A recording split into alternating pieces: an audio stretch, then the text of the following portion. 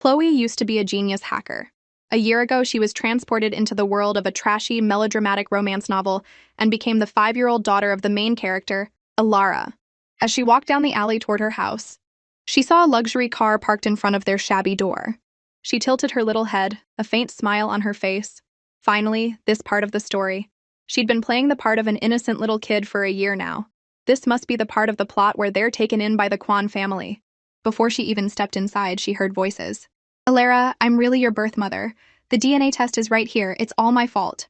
You were only 5 years old, and I didn't watch you closely enough, and you were kidnapped. Please, give your mother a chance to make it up to you. Come home with me to the Kwan family, to a better life. Your father, your brother, and your sister, they all miss you so much.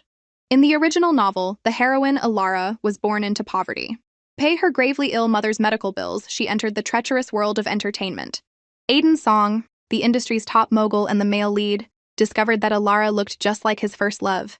He offered to pay a huge sum for her mother's treatment, but only if Alara agreed to be his contract lover. To save her mother, Alara signed the contract. In the brief time they spent together, she fell for the dangerous man. But their happiness was short-lived. Aiden's first love returned, and Alara's mother passed away from her illness. Devastated, the gentle-natured Alara decided to leave Aiden. She disappeared, running away while pregnant to give birth to her daughter, Chloe. Thinking of this, the coldness on Chloe's face melted away, replaced by the innocent look of a child as she toddled into the house. Hey, I'm home! My tummy's hungry, I want a snack! God, it's so embarrassing for an adult soul to have to act this cute. Mommy, who's this old lady? Alara quickly pulled Chloe to her side. Chloe, this is your grandma, she said softly. Be a good girl and say hello. Chloe obliged in a tiny voice. Hey, Grandma. Mrs. Kwan struggled to maintain her wealthy socialite demeanor. Alara, this child is... Her name is Chloe. She's my daughter. She's 5, Alara said, clearly wanting to avoid the details of Chloe's birth. A painful memory for her. A look of pity crossed Mrs. Kwan's face. Oh, you poor thing. You must have suffered so much all these years. Tomorrow I'll send a car to bring you home to the Kwan family. No one will ever bully you again. She looked at Alara and Chloe with the perfect expression of a loving mother, bringing tears to Alara's eyes. Mrs. Kwan patted Alara's hand affectionately. All right, dear, I'll go make the arrangements. Pack your things tonight. I have to go now. Take care. Alara nodded gently, her eyes full of longing as she walked her birth mother to the car. The moment the car door closed, the loving smile on Mrs. Kwan's face vanished. Mommy, are we really going to Grandma's house? She seems kind of mean, Chloe said, trying to find a way to warn her mother that the Kwan family was a snake pit. Alara smiled. Chloe, she's my mother. I want to go back and be with her and my family. Chloe tried a different approach. Mommy, is Grandma's family really rich? Very rich. They're quite well known in Viridia, Alara said with a sigh. She never imagined that the Kwan family she sometimes saw on TV was her own. Chloe tilted her cute little head, feigning confusion. Mommy, if Grandma's family is so rich, why didn't they find us sooner? I'm already 5 and she's only just showing up now. Alara just stroked Chloe's head, a saintly, gentle glow in her eyes. Chloe, she's my mother. What mother would ever harm her own child? Chloe was speechless. A frustrated sigh caught in her chest. Mom, with that trusting personality of yours, you'd walk right into any trap someone sets. No wonder you get treated so horribly in the novel. In the original story, Mrs. Kwan pretended to want Alara back in the family, but she was really planning to marry her off to a greasy, middle-aged tycoon for business. The naive Alara fell for it and was forced to marry the man, who was in his 40s. She was quickly tormented to death, and her young daughter, Chloe, starved to death. I can't let that tragedy happen. It looked like saving the tragic heroine was all up to her, and if she got the chance, Chloe also planned to find her jerk dad and teach him a lesson. Early the next morning, the car arrived to take the mother and daughter to Viridia. The driver spoke respectfully. Miss, feel free to get some rest. It will be several hours before we arrive in Viridia. Chloe asked with a sad little pout. Mr. Driver, do Grandma and the others really like me and Mommy? The driver paused for a second, remembering Mrs. Kwan's instructions, then nodded quickly. Of course. You're her daughter. She was so happy to find her long-lost child. The whole Kwan family is excited to welcome you back. Chloe pouted her lips. If Grandma likes Mommy and me so much, why didn't she send a plane to pick us up? I saw on TV that it only takes 2 hours to get to Viridia by plane. The driver was surprised a 5-year-old would ask such a question. Maybe the tickets were all sold out. Flights to Viridia are very popular. Oh, I see, Chloe said, glancing at her mother. I've dropped all the hints I can. Surely you have to realize something is wrong now, Mom. After a long journey, they finally arrived in Viridia. A servant led Alara and Chloe into the dining room. "Oh, Alara," Mrs. Kwan exclaimed with delight, taking Alara's hand. She pretended not to see the 5-year-old baggage, Chloe. Chloe just shrugged, giving Mrs. Kwan space to play the loving mother. She toddled over to the Kwan family's eldest son, Ethan, raised her little arms and chirped, "Hi, Uncle!" Chloe remembered every detail from the novel. The Kwan family was full of bad people, and the only decent one was this uncle of hers, Ethan. Plus, he was going to become a billionaire CEO, super rich. She had to get on his good side. Ethan looked down at her big, watery eyes, so cute and endearing, reminding him of someone. A soft spot in his heart was touched, and he bent down to lift Chloe onto his lap. "What's your name?" Chloe blinked her big eyes and answered sweetly, "My name is Chloe. You can call me your first love." Her adorable, bright voice made Ethan smile. "You're only a few years old and you already know about first loves?" "I learned it from TV," Chloe said innocently. "A first love is the first person you like. Uncle, do you have a first love?" Ethan paused, a smile flashing in his eyes. "What do you think?" Chloe giggled. "Of course I know you have a first love," she thought. "It's that famous gamer and streamer kid. But in the near future, your parents are going to do everything they can to stop you from being with him." "Mom, Dad, is my sister Alara back?" The dining room door opened, and the third daughter of the Kwan family, Iris, walked in cheerfully. She had just turned 18, beautiful and graceful, with the air of a high society lady. "Alara, let me introduce you. This is your younger sister, Iris," Mrs. Kwan said, her face lighting up with a loving smile as she eagerly made the introduction. "It's so nice to meet you, sister. You're so pretty. I was worried you'd have had a hard time in the countryside," Iris said with a fake innocence. "Sister, why didn't my brother-in-law come today? I only see my little niece." "Chloe's father passed away a long time ago," Alara said dismissively, not wanting to talk about him. She might be naive, but she could already feel the malice coming from her sister. Iris forced a gentle smile and changed the subject. "Mom, my niece is 5. She'll need to go to school here in Viridia. Have you picked out a kindergarten for her?" Chloe chewed on her food, thinking, "Here we go, the kindergarten plotline." To prevent the scandal of an unwed mother from tainting their reputation, the Kwans planned to separate Alara and her daughter. They pretended to be kind and found a prestigious kindergarten for Chloe. After sending Chloe there, Mrs. Kwan would arrange for Alara to meet with a Mr. Lee. The school wasn't prestigious at all, it was more like a prison. In just a few days, Chloe was starved until she was pale and thin. Mrs. Kwan then used this to blackmail Alara, saying Chloe could only leave the school if Alara agreed to marry Mr. Lee. Remembering the awful plot, Chloe sighed. "The kindergarten is the start of the tragedy. I have to stop it." "I've already chosen one. It's called Royal Kindergarten," Mrs. Kwan said with a smile, taking Alara's hand. "Alara, Chloe is 5 now. We can't neglect her education." Iris chimed in. "That's right, sister. Chloe's still young. She should make some friends. Other kids her age are already learning English. We can't have her still playing in the mud, can we?" "Alara, listen to your mother," Mrs. Kwan said, putting on her best caring mother act. "I've owed you for 19 years. All I want to do now is make it up to you." Alara looked moved. It was smart, but she did need to spend more time with other children instead of always being cooped up inside playing computer games. Chloe pouted, her cute, chubby face scrunching up. "Uncle, I don't want to go to kindergarten. I want to play with you." A seed of doubt was planted in Ethan's mind. He knew his parents were business-minded people who valued profit above all else. His mother, Mrs. Kwan, especially looked down on women she considered immoral. His sister had been missing for 19 years, and he'd never once heard his mother mention looking for her. But now she was acting all warm and caring. It was too strange.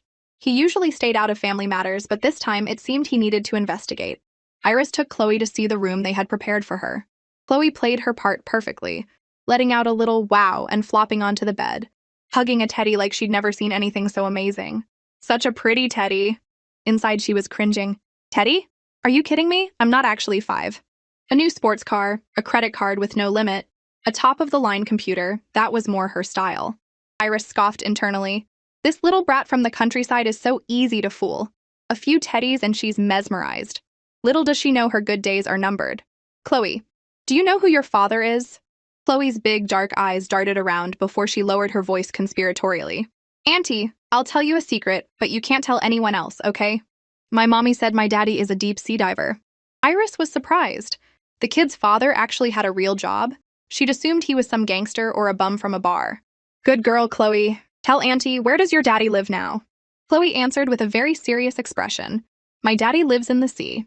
Mommy said he's the best deep sea diver in the world. Other divers go down for a little while and come back up, but my daddy has been diving in the sea for 5 years and still hasn't come up yet. A muscle in Iris's face twitched as she fought the urge to curse. What a ridiculous lie. It was obviously something Alara made up to shut the kid up. That cunning woman had no intention of revealing the father's identity. She didn't want to spend another second with the little brat and made an excuse to leave. Alone in the pink-themed room, Chloe's childish expression vanished. She lazily typed on a keyboard and quickly found information on Royal Kindergarten. It was a little-known private school in Viridia with a rundown campus, irresponsible teachers, and terrible conditions. She hopped off the chair, opened her little backpack, and took out a thin, modified laptop. A message from B popped up. Boss, I found the info on Aiden's song. He really is a top entertainment mogul. A lot of his info is classified. I've compiled it all and sent it to your email. Check it when you can. She typed back a quick, good job. But B had more questions. Boss, what have you been up to lately? You haven't been online in ages. Chloe shot back a simple reply. Getting ready for kindergarten. B was incredulous. I'm not a kid, boss. Don't mess with me. With your top-tier computer skills and tough-as-nails personality, there's no way you haven't even started kindergarten yet. Chloe shrugged. She was telling the truth, but of course her subordinates wouldn't believe her. At 9 p.m., Alara told Chloe it was time for bed. Mommy, this computer is so much fun, Chloe said, sitting on a small chair, her little hands randomly tapping the keyboard. Alara bent down to carry her to bed, but Chloe clung to her neck reluctantly. As she did, her foot accidentally hit the keyboard, and the screen switched to a page about Royal Kindergarten. Alara carried her to the bed. You go to sleep first, Chloe. Mommy will turn off the computer. When she walked back to the desk, she saw the school's information page on the screen. It was the kindergarten Mrs. Kwan had mentioned. The more she read, the more her heart sank, and her mother's words from that afternoon echoed in her mind. The teaching quality at this school is excellent. The Kwan family even has investments in it. The tuition is over $500,000 a year. You want to see the school? No rush, no rush. We'll go after I've introduced you to all our relatives. Don't worry, Chloe is my granddaughter. What kind of grandmother wouldn't dote on her own grandchild? It was like a bucket of ice water had been dumped over her head, instantly clearing her thoughts. Suddenly, Chloe mumbled, Mommy, you grown-ups love playing on the computer. Auntie Iris was playing on this one this afternoon, and she asked me who my daddy was. Alara's expression changed instantly. Iris used this computer? That explains the browsing history. And she asked Chloe who her father was? She gently asked Chloe, What else did Auntie Iris say? Tell Mommy. Chloe cheered silently. Mom, your brain is finally working. Let me think. Auntie also called me a little bastard and said my being here would ruin the Kwan family's plans. Chloe tilted her head, her face a mask of innocence. Mommy, what's a bastard? Is it something you can eat? Chloe was an expert at adding fuel to the fire. A 5-year-old wouldn't lie, right? As expected, the gentleness on Alara's face slowly faded. Chloe, you go to sleep now. Mommy won't let anyone hurt you. Okay, Mommy, you should sleep early too, Chloe said, lifting her chin to give Alara a peck on the cheek. Meanwhile, Mrs. Kwan was on the phone with Mr. Lee.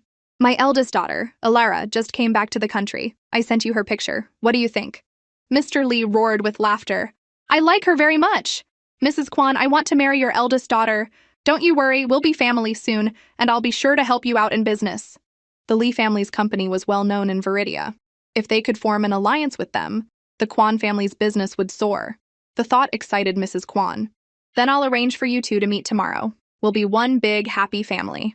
After hanging up, her eyes gleamed with excitement. Iris tilted her head, holding a teacup. That's more like it. Mr. Lee is old, ugly, fat, and a pervert. Since my sister is already a mother, she's a perfect match for him. With the marriage alliance almost secured, Mrs. Kwan was in a good mood. Iris, you're at the right age too. You should start thinking about marriage. I've been looking around lately, and the Chung family in Viridia seems like a good choice. Mom, I don't want to marry into the Chung family, Iris pouted. If I have to choose, I'll choose Aiden Song. He's an entertainment mogul with $1 billion fortune, and most importantly, he's single and handsome. Mrs. Kwan nodded.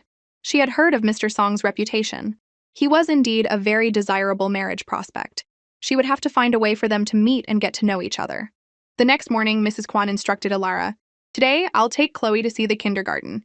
You can go with your father to the company and get to know our family business. Alara sat at the dining table, distracted. Mom, I'll go with Chloe to the kindergarten today. Mrs. Kwan cut her off. Don't you go.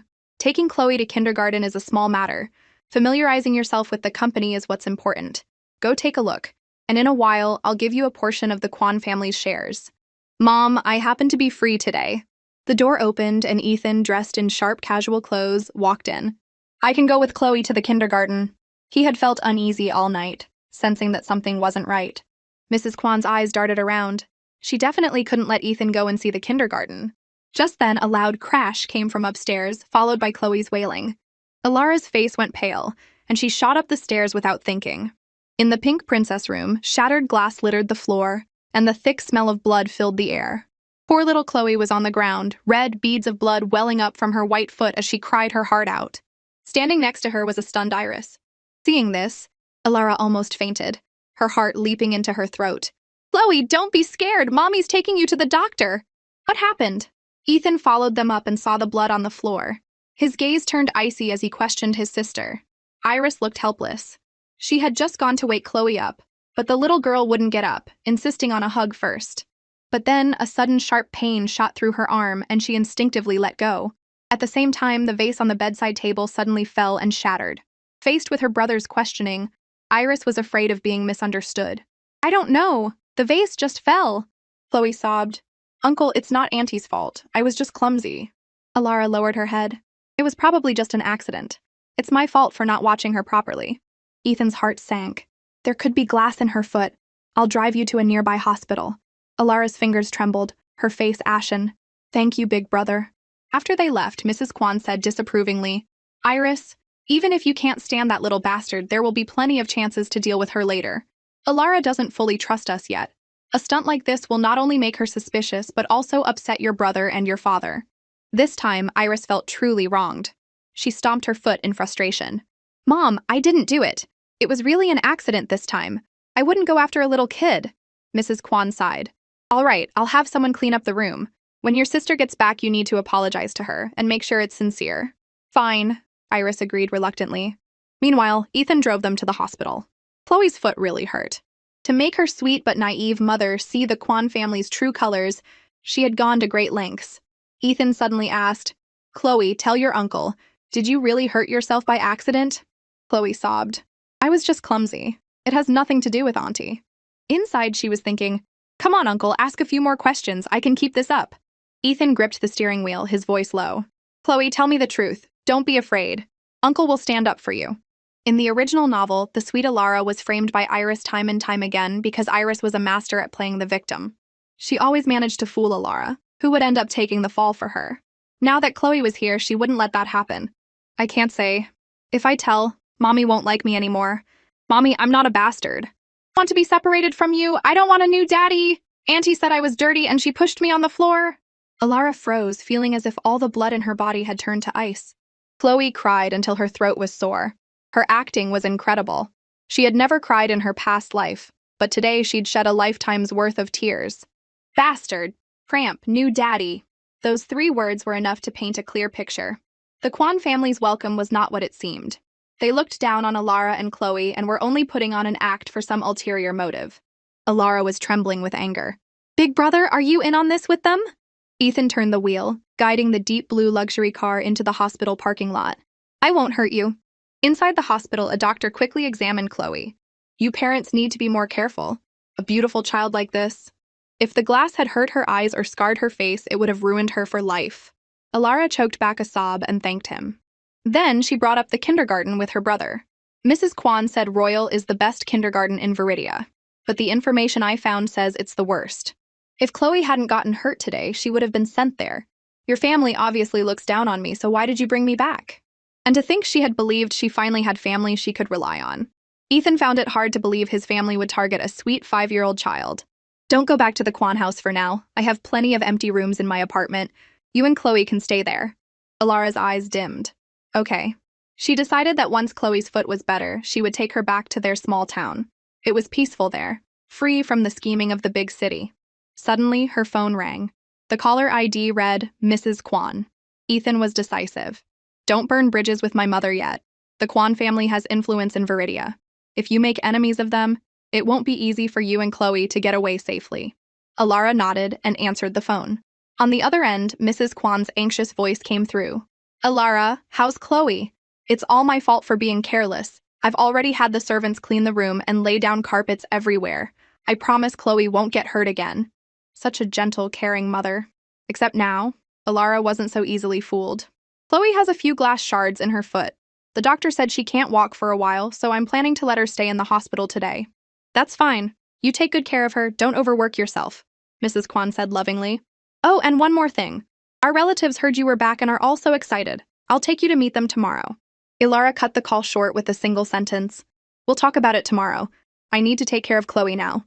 Mrs. Kwan's smile faded. She had a nagging feeling that Ilara was catching on. She had to arrange the meeting with Mr. Lee as soon as possible. The next morning, Ethan brought them to his apartment. Ilara, you and Chloe can stay on the second floor. I've already had the rooms prepared. You can stay as long as you like. Chloe noticed another room on the second floor with its door slightly ajar. Inside, it was filled with Ultraman figures. She blinked her big eyes and asked curiously, Uncle, is that Ultraman in that room? Do you like Ultraman? Ethan saw the open door and walked over to close it. That's a friend's room. He stays over sometimes. Chloe propped her chin on her hand and said slyly, A friend? Oh, I get it. It must be my auntie, right? Ilara smiled. Chloe, don't talk nonsense. Ethan coughed lightly, neither confirming nor denying it. Of course Chloe knew. This room was for Kid. But in the novel, after the Kwan family found out about their secret relationship, they interfered and caused Kid's death. And so Chloe stayed home to recover, while Ethan was busy with work. After making lunch, Ilara secretly went to the so-called Royal Kindergarten to see it for herself. But on her way back, a car blocked her path, and Mrs. Kwan got out. Ilara, I was just on my way to find you. What a coincidence to run into you here. Do you remember your second uncle? He doted on you the most when you were little. When he heard you were back, he was so emotional he cried, saying the ancestors were watching over our family. Your second uncle and the others are all here tonight. Come with me to see them. Ilara didn't want to talk to Mrs. Kwan. I need to go to the hospital to get medicine for Chloe. Her foot still hasn't healed. Mrs. Kwan maintained her kind expression. It's all my fault she got hurt. Ilara, please don't blame me. I just want to make it up to you. You're my own flesh and blood. Are you really going to doubt your own mother? Ilara hesitated, and Mrs. Kwan managed to half persuade, half drag her into the car. Chloe was enjoying some rare alone time, curled up in her room playing on the computer. Time flew by, and when the sunlight streaming through the window turned golden, she realized it was already dusk. Ilara went to the suburbs to check out that kindergarten. She should have been home by now. She stood still for a second, her expression changing. She quickly grabbed her phone and called Ilara. The number you have dialed has been turned off. Chloe smacked her forehead in frustration. According to the original plot, Ilara was probably about to be sold off by the Kwan family to that greasy Mr. Lee. She quickly called Ethan. Uncle, Mommy's missing. She said she was going to check out the kindergarten this afternoon, but she's still not back. Uncle, I miss my mommy. Tears welled up in her eyes, though inwardly she was fuming. If I weren't a 5-year-old, I'd be rescuing her with a tank by now. Why did I have to be reborn as a little kid who can't do anything but cry and act cute? Don't worry. Ethan's voice was calm. I'm on my way. Chloe nodded obediently.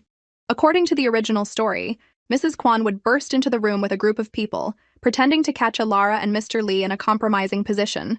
Ilara's reputation would be ruined, and under pressure from all sides, she would be forced to marry him. A dozen minutes later, Ethan's men located Mrs. Kwan at the Empire Hotel. Ethan looked at Chloe gently. Uncle is going to find your mom. You be a good girl and wait in the car. Don't go anywhere, understand? Chloe blinked and nodded sweetly. Worried, Ethan locked the car and hurried into the hotel with his assistant. What is my mother doing bringing Ilara to a hotel? As soon as they were gone, there was a soft click. The locked car door opened. Chloe got out, limping slightly, and muttered to herself, Uncle, you should never lock a kid in a car. It's not safe. She limped to the nearest luxury elevator and stood on her tiptoes, trying to press the button for the 30th floor. She remembered from the novel that Mrs. Kwan had caught a disheveled Ilara with Mr. Lee on the 30th floor. But she was too short. No matter how hard she tried, she couldn't reach it. Little girl, are you here by yourself? Just as Chloe was getting frustrated, 2 men in suits walked into the elevator. One of them, who looked like an assistant, noticed the adorable little girl and asked kindly. Chloe looked up. I'm going to the 30th floor to find my mommy, but I can't reach the button. Here, let me help you, the assistant said, pressing the button for her. Just as Chloe was about to thank him, she caught a glimpse of the man standing beside him who hadn't said a word. Chloe's mouth formed a perfect O. This man, who radiated a don't touch me vibe, was none other than Aiden Song from The Files, the clueless male lead from the novel, her jerk dad. She pouted inwardly. stepped forward, and tugged on Aiden's sleeve. "Tall mister, have you seen my mommy?" The assistant quickly pulled Chloe's hand away. "Little one, our CEO is a bit of a germaphobe. Please don't pull on his clothes." Chloe rolled her eyes. The heroine is sweet but naive, and the male lead is completely clueless. In the novel, Aiden had nearly drowned as a child and was saved by someone. He always believed his savior was the villainous, Serafina Cheng, and he doted on her, even hurting Alara for her sake. But in a cruel twist of fate, the one who had actually saved him was Ilara. Ding! The elevator arrived at the 20th floor, and Aiden and his assistant got out. Chloe perked up her ears and heard Aiden say, "Have a new suit sent up." Chloe ground her teeth. "Just you wait, jerk dad. I'll deal with you when I have time." The elevator continued up, soon reaching the 30th floor. Chloe limped out, unsure if her uncle had found Alara yet. As she walked, she heard rapid footsteps behind her. Her heart leaped. Is that Uncle? Before she could turn around, a tall shadow fell over her. The man stopped short and looked down at her. "Kid, where's your mother?" The voice was clear and pleasant, but it wasn't her uncle's. "I'm looking for my mommy, but I can't find her." Chloe blinked and tears instantly welled up in her eyes. The young man's face grew darker. "Damn it," he muttered, though it was unclear who he was cursing. Just then, the hotel manager rushed over. "Young master, we found it. Mrs. Kwan booked room 3019. She's meeting with Mr. Lee from the Lee family today to discuss business." The moment he spoke, Chloe knew who the handsome young man was. He had to be the Chung family's only official heir, Kai Cheng. The novel didn't say much about him, only that he was caught in his family's power struggles and died young at the hands of one of his father's illegitimate sons. Kai rushed toward room 3019. "Watch this kid, don't let her wander off." The manager wiped sweat from his forehead. "Don't worry, young master." Chloe stood there, stunned. It seemed like this young master wanted to save Alara. But what was the connection between Kai and Alara? They were complete strangers. She didn't remember this part from the novel. Was it a hidden plot point? Kai couldn't believe how clueless Alara was. She had actually gotten into Mrs. Kwan's car and been brought here to meet Mr. Lee. Did having a kid make her lose her mind? He burst into the room and heard whimpering from the large bed. Alara, still partially conscious, was struggling and begging, but the man on top of her just laughed mockingly. Kai's eyes widened, a nameless rage burning inside him. He crossed the room in 3 strides, yanked the portly man off the bed, and kicked him away. He quickly covered Alara with a blanket, his voice unusually gentle. "It's okay. You're safe." Nothing happened. Mr. Lee, who had been drinking, started cursing. "Who the hell dares to ruin my fun?" Kai's voice dropped. "You pathetic excuse for a man." Mr. Lee froze, swallowing his curses. This was the young master of the Chung family, someone he couldn't afford to offend. He tried to explain. "Young Master Chung, this is my fiancé. It's all a misunderstanding. Mommy, I finally found you." Chloe limped into the room. Seeing that her mother's clothes were mostly intact, she breathed a sigh of relief. Thank goodness nothing serious happened. She held out her arms, looking pitiful. "Mommy, I'm hungry." The sweet, childish voice was like a ray of sunshine, chasing away the darkness in Alara's world. Her child was her hope. Alara quickly wiped her tears. "It's okay, Chloe. Mommy will take you to get something to eat soon." She couldn't believe Mrs. Kwan had used family ties to trick her into the car and drug her. "Why is Mommy crying?" Chloe used her little hands to clumsily wipe away the tears. "Is Mommy hungry too? I'll share my snack with you later, so don't cry, Mommy." Mr. Lee's eyes widened in disbelief. "You have a child?" Mrs. Kwan had told him her eldest daughter was pure and innocent, raised abroad, and knew nothing of the world. Alara ignored Mr. Lee and, holding Chloe, turned to Kai. "Thank you. I'll find a way to repay you." Kai raised an eyebrow, finding her tone unfamiliar. "You don't remember me?" Before he could finish, a commotion of footsteps sounded from outside. Mrs. Kwan's angry voice rang out. "Alara is just a gold digger who deliberately seduced Mr. Lee. She came from the countryside, so of course she'd try to climb the social ladder when she sees a rich man. How could I stop her? Look, Mr. Lee and Alara are still on their date." The rest of her words died in her throat. She was shocked to see that little brat Chloe here. And the young master of the Chung family? Why was he here too? Ethan felt a huge weight lift from his shoulders. "Alara, you're okay. You scared me." Chloe chirped. "Uncle, you're so slow. I found Mommy before you did. I'm awesome, right?" Ethan raised an eyebrow. "Chloe, didn't I tell you to wait in the car?" Chloe just giggled. Kai suddenly ordered the manager, "Call the police. There's been an attempted assault here. We have witnesses and evidence." The manager nodded quickly. "Yes, young master, right away." Mr. Lee shouted his innocence. "It was Mrs. Kwan who told me she wanted to marry her eldest daughter to me. She's my fiancé. Is that a crime?" Chloe suddenly piped up. Mommy, are you engaged to this ugly mister? I don't like him. He looks like a piece of fat, and I don't like fat. Mr. Lee's face contorted with rage. You little brat! Who are you calling fat? Mommy isn't going to find you a new daddy, Alara said, stroking Chloe's face gently. Chloe, be a good girl and go home and wait for Mommy. Okay, Mommy, come home soon, Chloe said obediently, letting Ethan carry her out. With the 5-year-old gone, the atmosphere in the room grew tense again. Kai resumed his role as the heir of a major corporation. I was inspecting the hotel's infrastructure today when I passed this room and heard a cry for help. I opened the door and discovered this crime in progress. He turned to Mr. Lee. Mr. Lee, you can explain yourself to the police. As for Miss Alara, I suggest she get a blood test. She may have ingested something. Alara nodded slightly. I'll cooperate. I was forced. Forced? You were willing! Mrs. Kwan shrieked, still trying to maintain her dignified facade. Alara, you were the one who told me you wanted to marry a rich man. Don't call the police. This is a family matter. She couldn't let the Kwan family's reputation be ruined. Alara's eyes were red, but her voice was calmer than ever. Mom, do you really see me as your daughter? Was the water you gave me in the car really safe? Why did I feel dizzy and weak after drinking it? You said you were taking me to meet relatives, but you brought me to a strange man's bed. You only brought me back to use me, didn't you? Mr. Lee quickly added, This isn't my fault. Mrs. Kwan said her eldest daughter liked my type. I was set up. When I got to this room, she was already lying on the bed. An older man in the group tried to mediate. Young Master Chung, let's not be hasty with the police. This is all a misunderstanding. Kai said nothing. The old Kwan family elder smiled benevolently. Alara, you are a Kwan. We share the same honor and shame. If this gets out, it will be bad for both the Kwan and Lee families. Why don't we just resolve this quietly? Alara shot back. If you care so much about the family's interests, why don't you marry your own granddaughter to Mr. Lee? The old man's face soured. Mr. Lee was over 40 and ugly. He would never marry his precious granddaughter to such a man.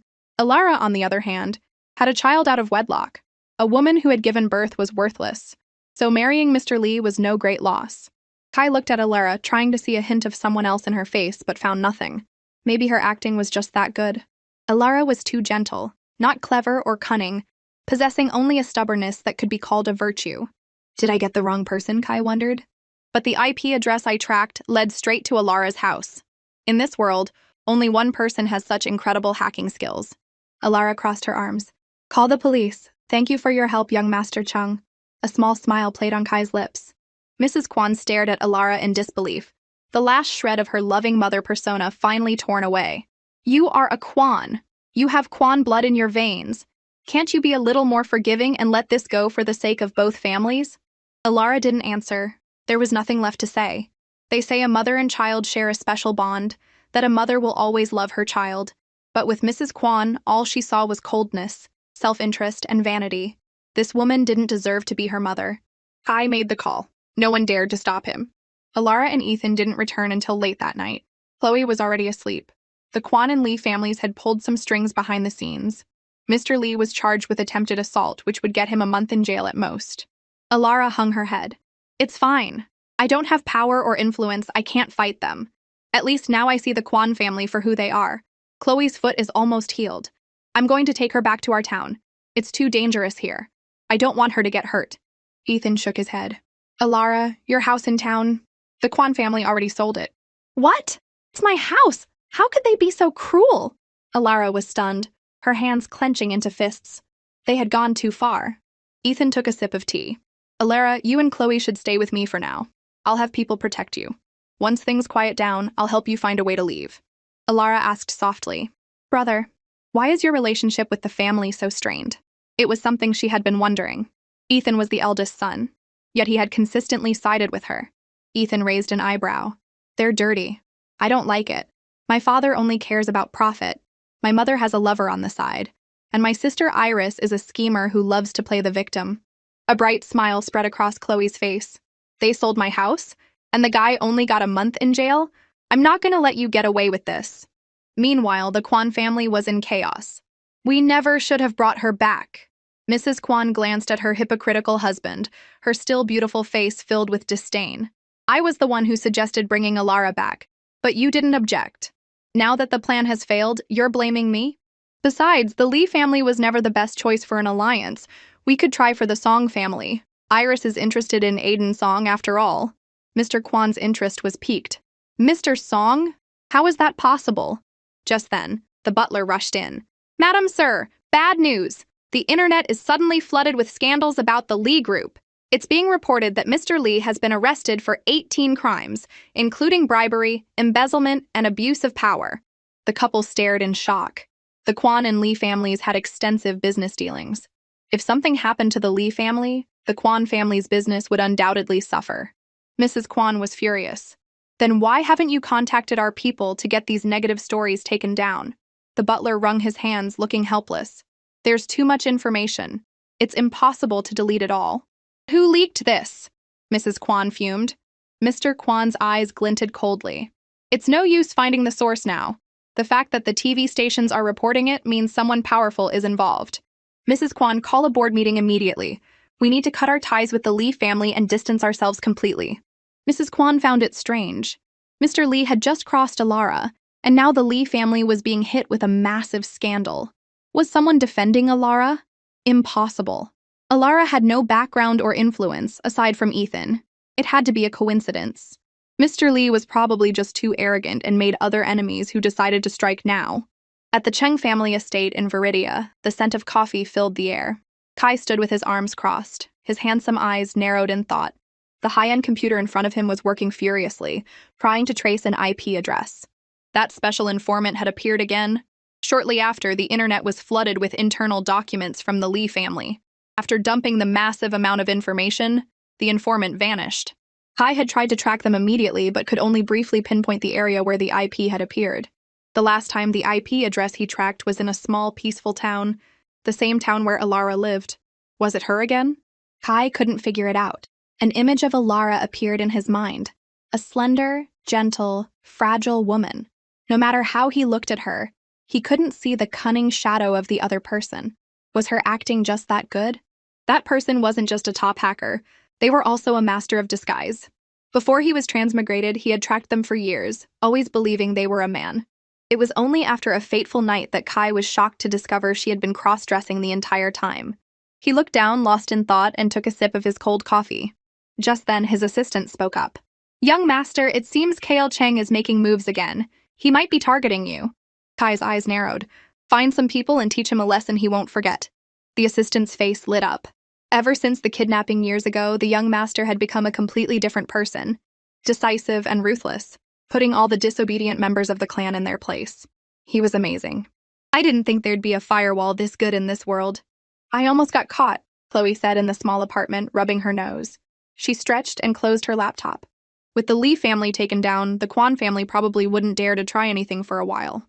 Alara would have some peace and quiet. But a few days later, Chloe was sent to an ordinary kindergarten. I need a very cute student to answer, what is 3 plus 2? The student who answers correctly will get a little red flower. The teacher, Ms. Lee, announced. The kids in the class erupted, waving their hands in the air, hoping to be picked. Ms. Lee smiled at the lively children, her eyes landing on Chloe. She was the new girl, fair-skinned and adorable, but a little quiet. Let's ask our cutest Chloe to answer the question. What is 3 plus 2? Chloe kept a straight face. I want to grow up so badly. You can do it, Chloe. You'll get it right, her desk mate, a chubby 5-year-old boy, whispered, pumping his fist in encouragement. I plus 2's a 5, Chloe answered. Ms. Lee's face lit up with an exaggerated expression. That's correct. Chloe is so smart. A little red flower for Chloe. Everyone, let's clap for her.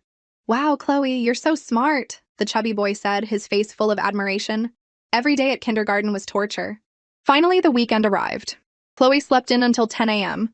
Alara had left a note by her bed saying she had an emergency meeting at work and that a babysitter would come to make lunch, reminding Chloe not to wander off. Only little kids wander off. Chloe hopped out of bed and was about to go downstairs when she heard a noise from one of the rooms. She toddled over, pushed open the slightly ajar door, and asked curiously, "Who's in there? Is that my auntie?" The tall gaming chair swiveled around, and the noodles in the young man's mouth fell back into the instant ramen cup.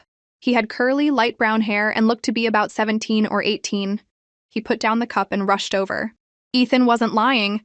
His niece really is adorable, like a little kitten. If I'd known you were this cute, I would have skipped the streamer convention and come to see you sooner. The young man was clearly a chatterbox, words spilling out of him the moment he saw Chloe. Chloe rubbed her ears. This guy is so loud. I'm hungry. I want a steamed bun, Chloe said, rubbing her tummy and looking up at him. Hey, little one, I've got some bread here. Want some? Leo Lynn was clearly taken aback by the auntie comment. Also, I'm not your auntie. I'm your uncle's friend. Besides, aunties are girls and I'm a boy. You should call me Big Brother Leo, got it? Chloe's cheeks puffed out, her big, dark eyes darting around. Big Brother Leo, do you like my uncle? Leo sat back down in his chair. Of course. Ethan's my best friend. I definitely like my best friend. Chloe asked, if you like my uncle, why can't you be my auntie? My teacher at kindergarten said that if two people like each other, they can get married. Leo nearly choked. What is this kid thinking? That's friendship, pure friendship, understand? He said after a moment, trying to sound serious. Chloe, there are different kinds of like. My feelings for your uncle are friendship, not love. And don't you dare say this to him. I'm a straight guy. What if he gets the wrong idea? In the original novel, Ethan was a tragic character. He kept his feelings for Leo hidden, never expressing them. Leo suddenly picked Chloe up. Chloe, want to play a game? Chloe's eyes lit up. Yeah, Leo grinned. I'll teach you. Chloe rested her hands on the desk, watching Leo play. This is how you teleport back to base. This is where you buy items. Got it, Chloe? Chloe nodded. Got it. I want to play around. Leo didn't believe her. All right, but don't let your uncle find out. I'll set you up with a bot match first, something easy. Just then the door creaked open, and Ethan's cool voice drifted in. What are you two doing? Leo slammed the laptop shut and both of them turned around. Leo immediately rushed over to him. Nothing. Ethan, you're finally back. I have a streamer awards show next Saturday. Will you come shopping with me for a new outfit? Chloe, you should come too. I don't feel right leaving you home alone. Chloe shook her head. No, I'm not going. I'd just be a third wheel. All right then, Ethan said. Be good at home and listen to the babysitter. Chloe watched the two of them from the balcony. Suddenly, a camera flash glinted from the bushes below. Chloe narrowed her eyes. Someone was taking pictures of Ethan and Leo. It seemed the Kwan family was about to find out about Ethan's feelings. They were old-fashioned and would never allow him to have feelings for another man. They would definitely try to stop it. In the original novel, a female singer tearfully claimed that Leo had harassed her at the awards show and even leaked their chat logs. In the chats, Leo's wholesome image was shattered by lewd and disgusting messages. With a hidden hand pushing the narrative, Leo became a public enemy overnight. He tried to defend himself, saying his phone had been stolen and he hadn't sent the messages, but no one believed him. The streaming company he was signed with quickly terminated his contract, stating they would not work with a streamer of questionable character. The final blow came when a former fan brutally broke Leo's arm. He could no longer play video games, a devastating blow for any gamer. Coincidentally, Ethan had been deliberately sent abroad on a business trip and couldn't get back in time to help. The public backlash, his broken arm, and the bleak future finally crushed Leo. In the end, he took his own life. The streamer awards show, Chloe mused, her bright eyes thoughtful. Her uncle and kid had just left to buy clothes for the show. Time was short. Since Big Brother Leo is a good guy, I'll help you out this time. I can't let my uncle lose his future husband. I'm counting on inheriting his fortune after all. Swoosh. Mrs. Kwan threw a handful of photos onto the table. See for yourself. The reason Ethan hasn't been coming home these past few years is because of this Leo Lynn. No wonder he never likes any of the beautiful girls we set him up with. He's been bewitched by some pretty boy. Mr. Kwan's face darkened. Whether this is true or not, Ethan doesn't need people like this around him. The Kwan family line cannot end with him. A week later, at the airport, Alara said gently, Chloe, Mommy, and Uncle are going abroad for a few days on business. You need to listen to your big brother Leo and not wander off, okay? Chloe nodded. I know, Mommy. Come back soon and don't forget to eat on time. Alara was doing well now. She was starting to shine at Ethan's company, slowly becoming a strong, independent woman, no longer the pitiful heroine from the novel. Ethan looked at Leo, a small smile on his lips. If you run into any trouble, call my assistant. Leo puffed out his chest. Don't worry, I'm not a kid. I can definitely take care of your niece. I'm worried you can't take care of yourself, Ethan thought. For some reason, he had a bad feeling about this business trip. Chloe blinked. Don't worry, Uncle, I'll take good care of Big Brother Leo. Ethan smiled faintly, gave a few more instructions, and then left as their flight was about to board. Chloe stood on her tiptoes, waving at Alara. Come back soon, Mommy, she called out, thinking I'm off to save Leo. Don't worry, I won't let the tragedy from the novel happen, I promise.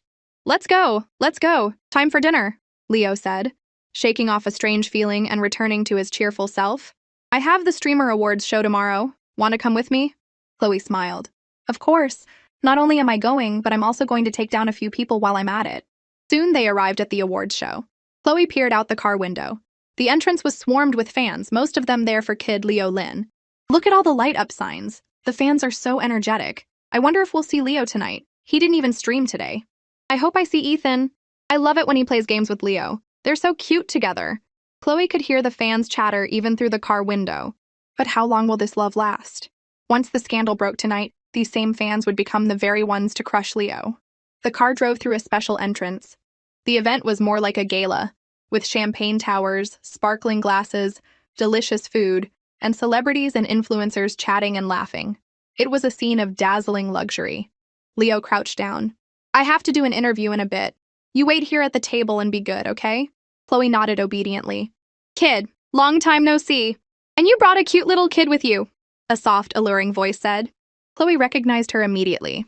This was her target for the night, the popular streamer Bella Bai.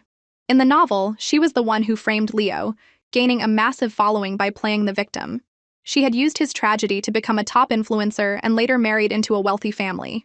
Oh, who's this little one? Bella asked with a bright smile. Leo grinned, a little proud. This is my friend's niece, Chloe. I'm looking after her for a while. Cute, right? Trying to seem friendly, Bella crouched down, a wide smile on her face. She's adorable.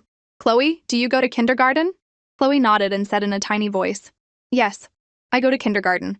That's so great, Chloe, Bella said, still smiling. Chloe tilted her head. What's so great about going to kindergarten? You mean you never went to kindergarten, miss? Bella's smile twitched. Leo chuckled and tried to smooth things over. She's just a kid. Don't mind her. Leo's assistant Finn rushed over. Leo, the interview is about to start. And after that, you have a meeting with young Master Chung. The Chung family is hosting this event, after all. Just as Leo was about to hand his phone to Finn, Chloe spoke up. Big brother Leo, I want to play a game. Can I hold onto your phone for you? A strange look flashed in Finn's eyes. A kid might lose the phone, he said quickly. It's fine. Let her play, Leo said, figuring it would keep Chloe from getting bored. He handed her the phone. You stay right here, don't wander off, understand? Chloe nodded. I know. Finn glanced over at Bella, who gave a subtle nod. Chloe saw the exchange and smirked. Do they think I'm blind? Leo's assistant, Finn, had been bought by the Kwan family long ago. Tonight, she and Bella were planning to steal Leo's phone and send those harassing messages. Bella sat down next to Chloe, about to speak, when Chloe, who had been focused on her game, suddenly hopped off her chair and toddled over to a man standing nearby. Tall mister, it's you again! The tall man was Aiden Song, Chloe's jerk dad.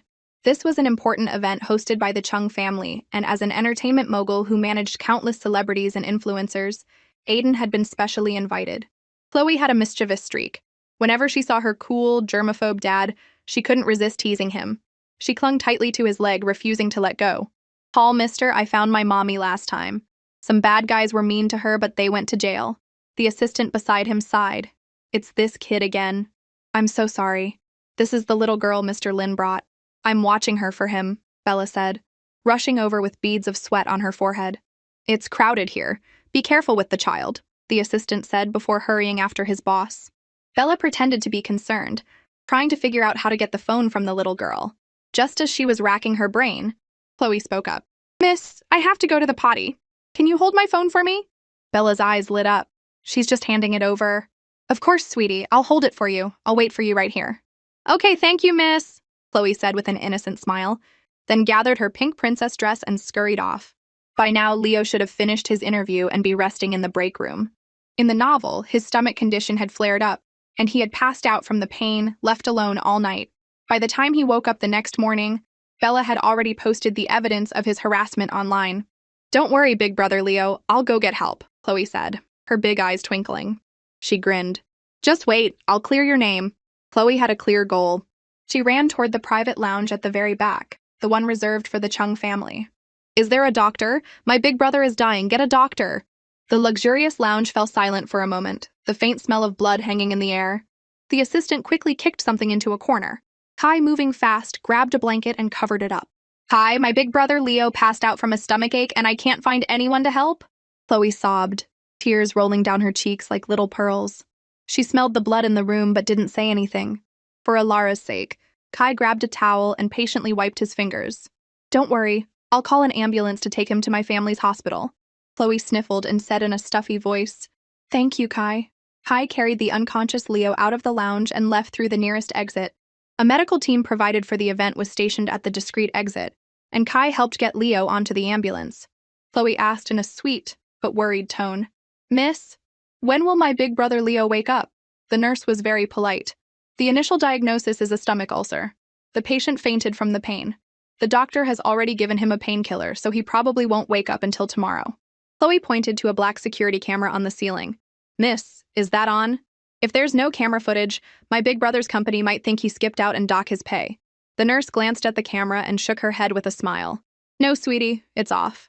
This is a private ambulance, and the cameras are always off unless young Master Kai gives permission." Chloe looked at Kai with pleading eyes, hoping he'd turn the camera on. A strange warmth spread through Kai's chest. "Turn it on?" Chloe's face immediately lit up. "Plan successful. Even if you hadn't agreed, I would have found an excuse to get to a computer and hack the surveillance myself." Kai's gaze lingered on the 5-year-old girl. She looked innocent, but she was clearly plotting something. Could this 5-year-old really be her? Meanwhile, Leo's assistant, Faye, slipped over to Bella.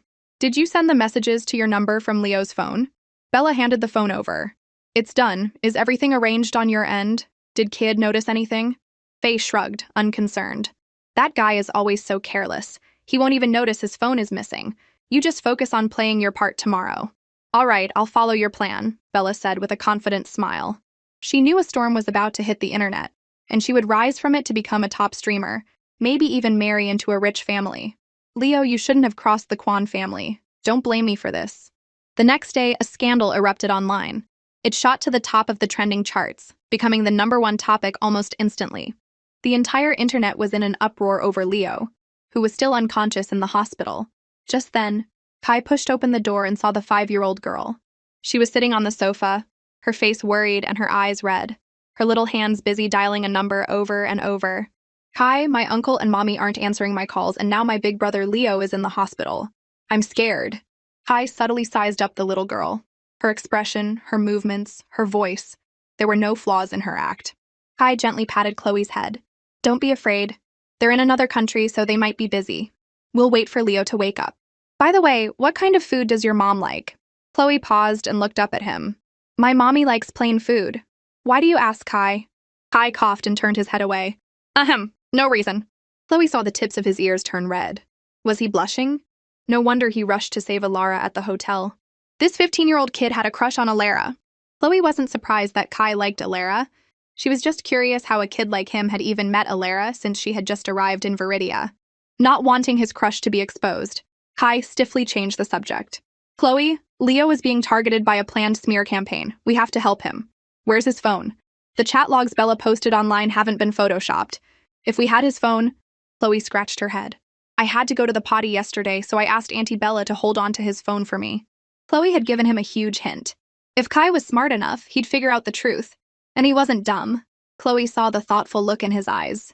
"I already have a way to help Leo. I'm just waiting for him to wake up so I can discuss it with him." Chloe smiled innocently. "You're so amazing, Kai."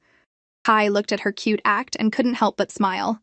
If Chloe really was her, then to think she'd been reduced to pretending to be a cutesy little kid, it was a huge departure from her usual arrogant personality. Kai patted her head. "I have some things to take care of. If you get bored here, I can have someone bring you a laptop to play on." Chloe loved the sound of that. "Kai, you get me. Just go kick my jerk dad Aiden to the curb and become my stepdad. I fully approve." She pretended to play a game, opening a small, inconspicuous window in the corner of the screen to contact her subordinate, B. "B, I have a mission for you. Hack into a streaming platform called Orange Stream.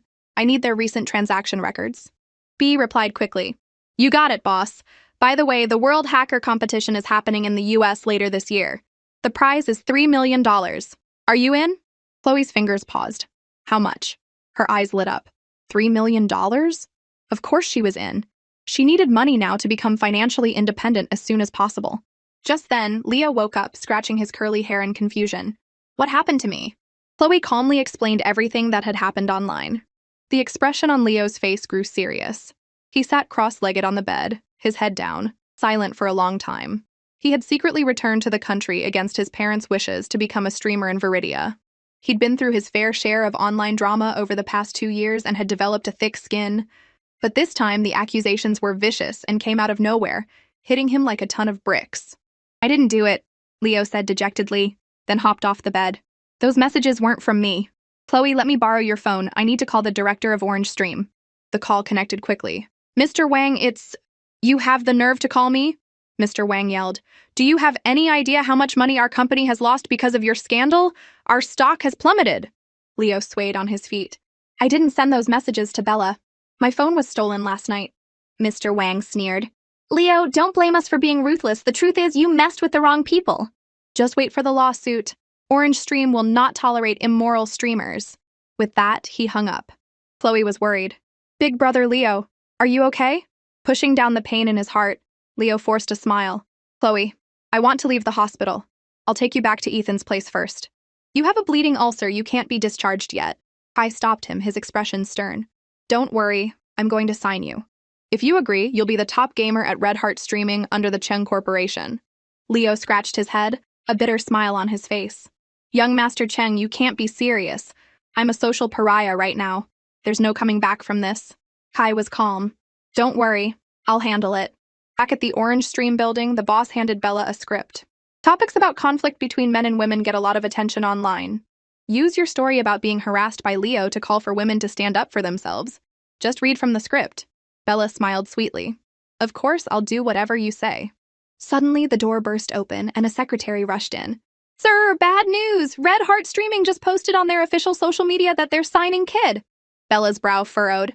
Everyone says the Chung family has a good eye for talent, but are they blind this time?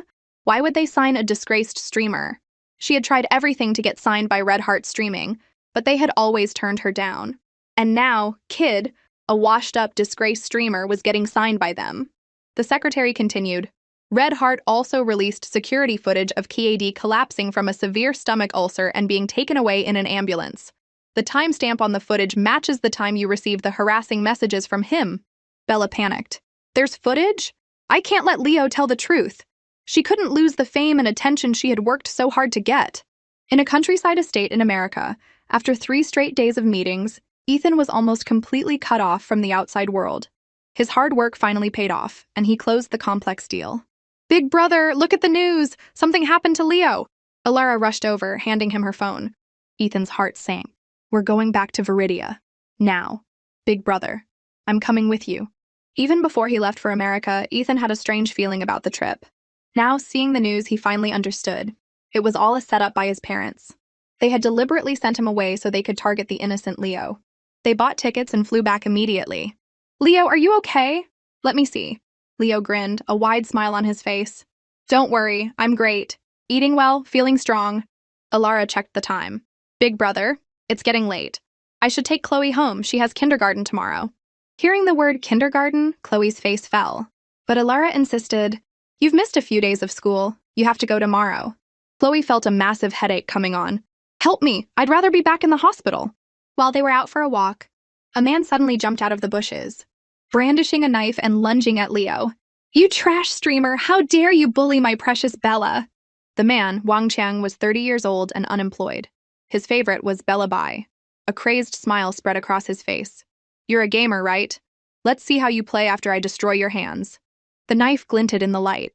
Before Leo could react, Ethan yanked him out of the way just in time. Leo noticed a shallow cut on Ethan's right arm with beads of red blood trickling out. His handsome face froze and a nameless rage erupted inside him. His curly hair practically stood on end as he grabbed a broom from the doorway and started beating the man with it, his eyes blazing. You bastard! You hurt my handsome Ethan! Are you crazy? Tell me who sent you. If I don't beat you to a pulp with this broom today, my name isn't Leo. The bruised man begged for mercy. Stop! Stop hitting me! It was Bella! She said on her stream that you faked the security footage to slander her, and she was crying about how you bullied her. I just lost it. Leo was furious. Get on your knees and wait for the police. Soon after, Orange Stream went bankrupt, and its streamers scattered. The controversial streamer Bella Bai was confirmed to have fabricated her story, and was now facing a lawsuit. Her popularity plummeted. Leo fumed. Serves her right. She tried to frame me, then incited her fans to attack me, and Ethan got hurt because of it. Chloe's gaze rested on Ethan. He had been leaving early and coming home late, dealing with Orange Stream and Bella. Oh, right, Ethan, Alara, Leo said, remembering something. Red Heart Streaming got me a gig for a game commercial. Maybe I should take Chloe with me. I want to go! I want to go! Chloe, who was bored out of her mind, immediately raised her little hand. Alara frowned. Then I'll go with Chloe. She can be a handful. I need to keep an eye on her. The car soon arrived at the Chung family's film studio. At the entrance, Chloe was surprised to see the young master, Kai Cheng. He was only 15 but had a maturity beyond his years. It was a gloomy, rainy day, and an assistant held a black umbrella over him. Chloe wondered why the young master of the Chung family was here. Was it for her mom? Miss Alara, long time no see. I hope you've been well. Kai was, in a way, Alara's savior. She nodded gently, her face full of gratitude. I'm doing very well, thank you. Kai's eyes flickered toward the 5-year-old Chloe. I just did what I had to do. A small smile played on Chloe's lips. See? I knew it. This kid totally has a thing for my mom. Too bad, kid. You'll have to get in line to be my dad. There's already the 2nd, 3rd, and 4th male leads ahead of you. You're number 5 at best. A barely perceptible, teasing smile touched Kai's lips. Cream puffs. Does Chloe like them? I bought them especially for you. Cream puffs, my foot. I'm a 20-year-old hacker in spirit. You think I like this sickeningly sweet stuff? But right now, she was just a 5-year-old girl. With mixed feelings, Chloe's face lit up in an innocent, happy expression. Cream puffs! I love cream puffs! Thank you, Kai. The makeup artist couldn't stop praising Leo. You really are a top gamer and a handsome streamer. Your looks are flawless. If Director Rivers saw you, he'd definitely cast you in one of his movies. Leo's head shot up. Director Rivers? You mean the Landon Rivers, who won the Best New Director award at 20 and directed a film that swept 3 major international awards at 25? The makeup artist's tone was tinged with regret. We hired him to direct this commercial, but he was too busy, so we had to get another director. Chloe, no wonder that name sounds familiar. Landon Rivers, the devoted and tragic second male lead from the original novel. Back then, Alara had entered the entertainment industry under a different name and immediately caught director Landon Rivers' eye. He even created a film, Fallen Petals, with her in mind. Alara's career took off. With a famous director's support, a stunning debut, and her ethereal beauty, she was on track to become a young award-winning actress. But then, she met Aiden Song. Just then, a portly figure bustled in. Director Wang looked apologetic. Kid, I have some bad news. The actress you were supposed to film with today, Celeste Cao, said she had another engagement and bailed on us. Today's shoot is... Wait, oh my god, this lady has such an amazing presence. Director Wang's eyes lit up as if he'd just seen a goddess. Perfect muse. No director could resist casting the right actor when they saw one. He immediately extended an invitation. Beautiful lady, would you be willing to try on the costume for the female lead in this game commercial? My mentor is Landon Rivers, and he always said I have an eye for beauty. I can personally guarantee that you'll look incredible on camera. Alara looked hesitant. She was grateful for Landon's help back then, but she didn't want to get involved with him again. She felt she had let him down. And more importantly, she didn't want to be in the public eye again for fear of attracting Aiden's attention. Leo pleaded, Come on, Alara, just try it. You're so beautiful, you'll definitely look amazing on camera. Chloe gently tugged on Alara's sleeve. Mommy, I remember you have a picture in a traditional dress and you looked so pretty. I want to see you in costume, please. Chloe was giving it her all, using her cutest, most persuasive voice. Alara doesn't want to be famous because she's afraid Aiden will find her. But that's exactly what I want. This useless dad hasn't even realized his wife is in the same city after all this time. With your tracking skills, no wonder it took you over a decade to find her in the original novel. Director Wang, being a shrewd man, read the room and added, Miss, if you don't want to show your face, we can just film you from behind. You'd be saving us. We'd really love to see you in the role. Alara finally gave in. I don't need to be paid, but we need to sign an agreement that my face won't be shown. It's easy. Director Wang was ecstatic. Makeup artist, quickly, get this lady ready. Half an hour later, the dressing room door opened and Alara emerged in costume. Leo, Chloe, and the director were all stunned. Wow, you look absolutely gorgeous. Like a fairy who's descended to Earth. A few days later, Director Wang was in his office, looking regretful. If only Miss Alara had agreed to show her face. She would have been a sensation, an absolute internet phenomenon. The more he looked, the more he felt compelled to share this beauty with his mentor, who was abroad. At that moment, in a desert far away, Landon Rivers received a call from his student. Master, I just finished a game commercial. I sent the final cut to your email. He replied curtly, I'm busy. But his student persisted. It's important. Master, I finally found the kind of person you always talk about, someone born to be an actor. I sent you a picture, you have to see it. Love ya. Landon opened his email and saw the back of a beautiful woman. It's her! It has to be her! Landon felt like he was going crazy. He had been looking for her for 5 years, and now she had reappeared in his world like this. At the same time, the commercial Leo starred in was officially released worldwide. As it happened, Aiden Song saw it. It's her. It has to be her. Aiden had never been more certain. In this world, only she had that slender, elegant back. Only she could wear a costume and look like a figure from a painting. Find out who the female lead in the Fantasy Odyssey commercial is, as fast as you can. Aiden's fingertips trembled. He never imagined that she would be in Viridia, and he hadn't had a clue. The assistant reported his findings. Mr. Song, according to the staff on set, the female lead's last name is Kwan. She was there with kids so they might be friends. This is her current address. Aiden checked his reflection in the car's rearview mirror. His appearance was impeccable, his clothes approachable, his expression unreadable. He was still the perfect man. He had rehearsed what he would say when he saw her again a dozen times in his head. The security guard at the gate smiled. Miss Alara, are you heading out? Aiden's head shot up. Time seemed to stand still. The way her hair was tied up, her slender and graceful back. Alara said softly, yes. Then she got into the passenger seat of a deep blue car, which drove away. Aiden was silent for a moment. Follow that car. After a 20-minute drive, the car stopped in front of a kindergarten. Chloe immediately ran into Alara's arms. Mommy, you're finally here! Alara smiled. Chloe, were you a good girl for your teacher today? Today we learned to count from 1 to 10. Chloe had to force herself to chant along with the other kids. She wanted to skip class, to graduate, to grow up quickly and escape this miserable childhood. Ethan got out of the car and took Chloe's other hand. It's my treat tonight, Chloe. What do you want to eat? Aiden couldn't believe it. His Alara already had a daughter and the father was Ethan Kwan. The scene of them picking up their child from school together was a painfully happy sight. In that moment, his heart ached fiercely. Did you want to get away from me that badly? Aiden lowered his eyes, his dark gaze swirling with emotion. What happened back then was full of too many coincidences and misunderstandings. He had spent countless moments regretting it. He wanted to apologize to her in person, to tell her how he truly felt. But she had been so decisive, leaving without a word, quickly finding someone else, and even having a daughter with him. Chloe had been feeling down lately. Why hasn't my jerk dad come to find Alara yet? The game commercial Leo starred in was becoming famous worldwide, thanks to the Ching family's huge investment in advertising. Unless my dad is blind, he must have seen it. In the original novel, Aiden found them through a photo. Does that mean I have to follow the plot and find a way to get a picture of us to him to move things along? You must be Chloe, right? A rough voice asked. Chloe looked up at a strange, burly man. She raised an eyebrow.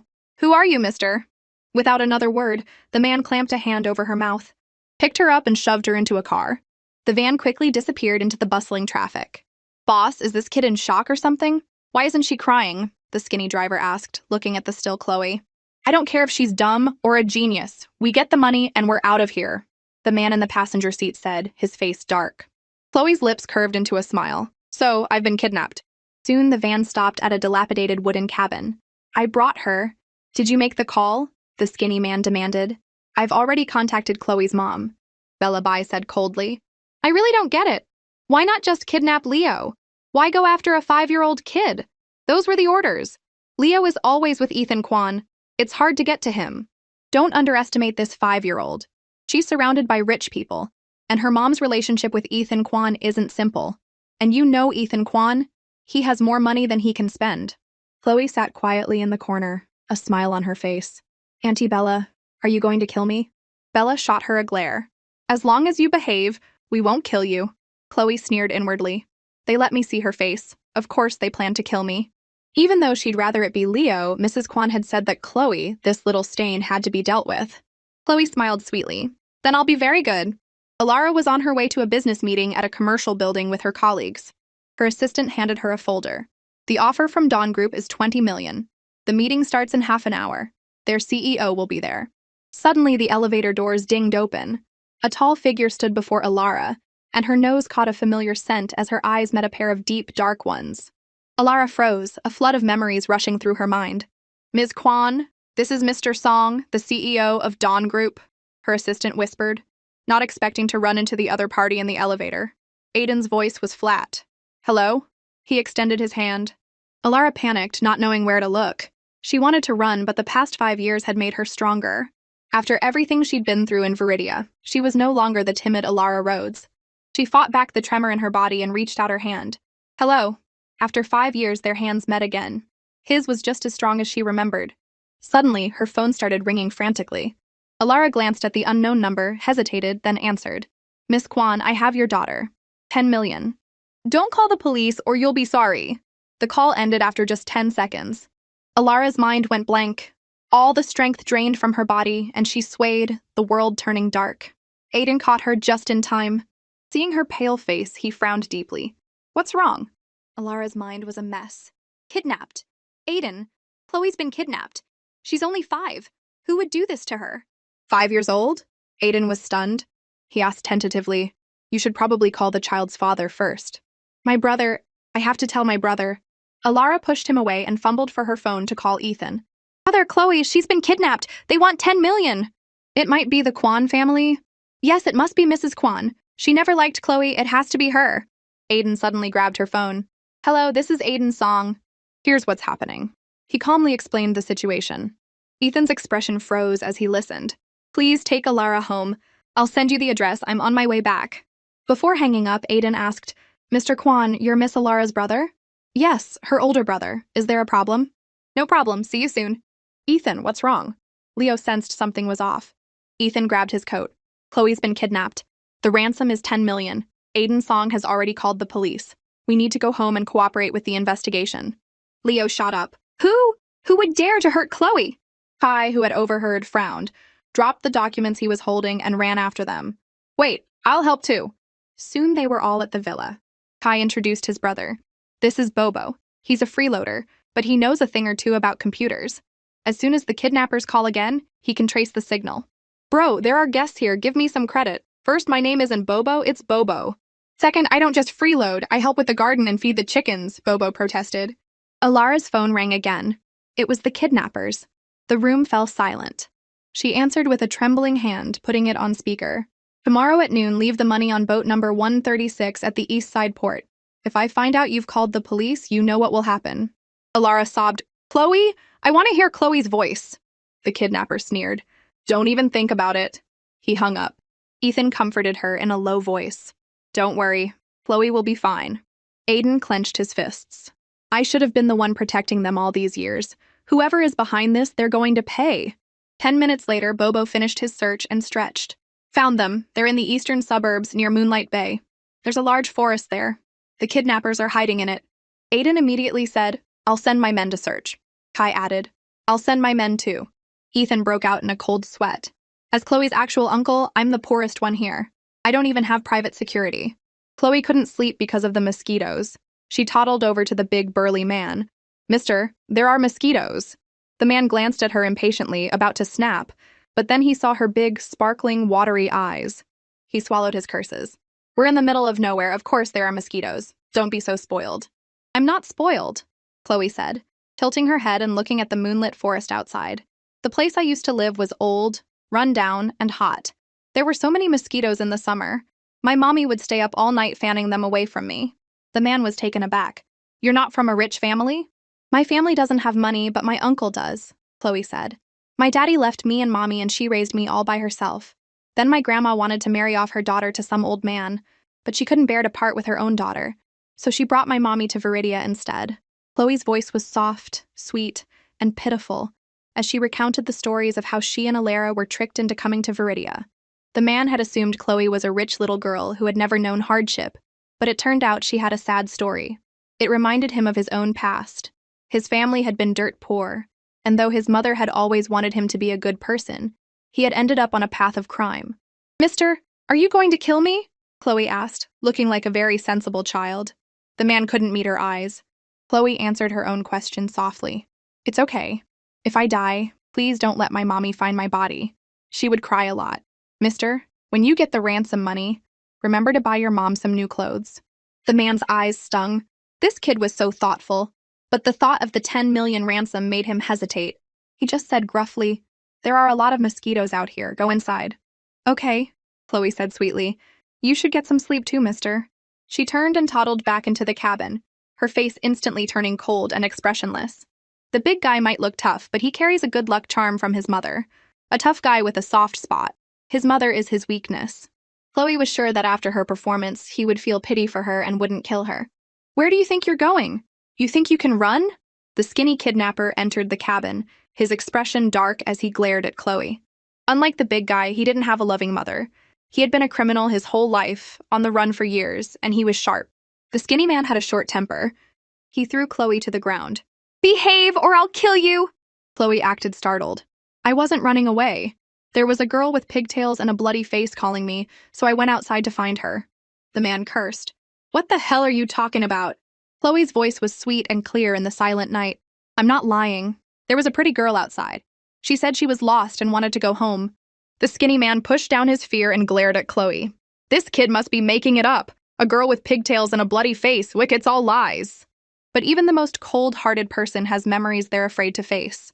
Last year, while on the run, he had hidden in a small town. He went out one night to find food and ran into a pretty student with pigtails. The girl was naive and lost and asked him for directions, like an innocent lamb walking toward a hungry wolf. He had dragged her into the bushes. Since then, he had been plagued by nightmares of her terrified screams. Oh, Chloe added with a meaningful smile. The girl also said she would never let you go. She's wandering around outside right now. The man's blood ran cold. He heard a scratching sound at the window, like sharp nails climbing up, followed by a rustling. He turned his head slowly. A dark head pushed its way into the cabin, strands of black hair falling inside. With a thud, the skinny man fainted, foaming at the mouth and convulsing in fear. Chloe had scared him into fainting with a bunch of weeds. The loud noise brought the big man rushing in. He saw his unconscious partner. He was baffled. What happened? Chloe shook her head, her eyes wide with fear.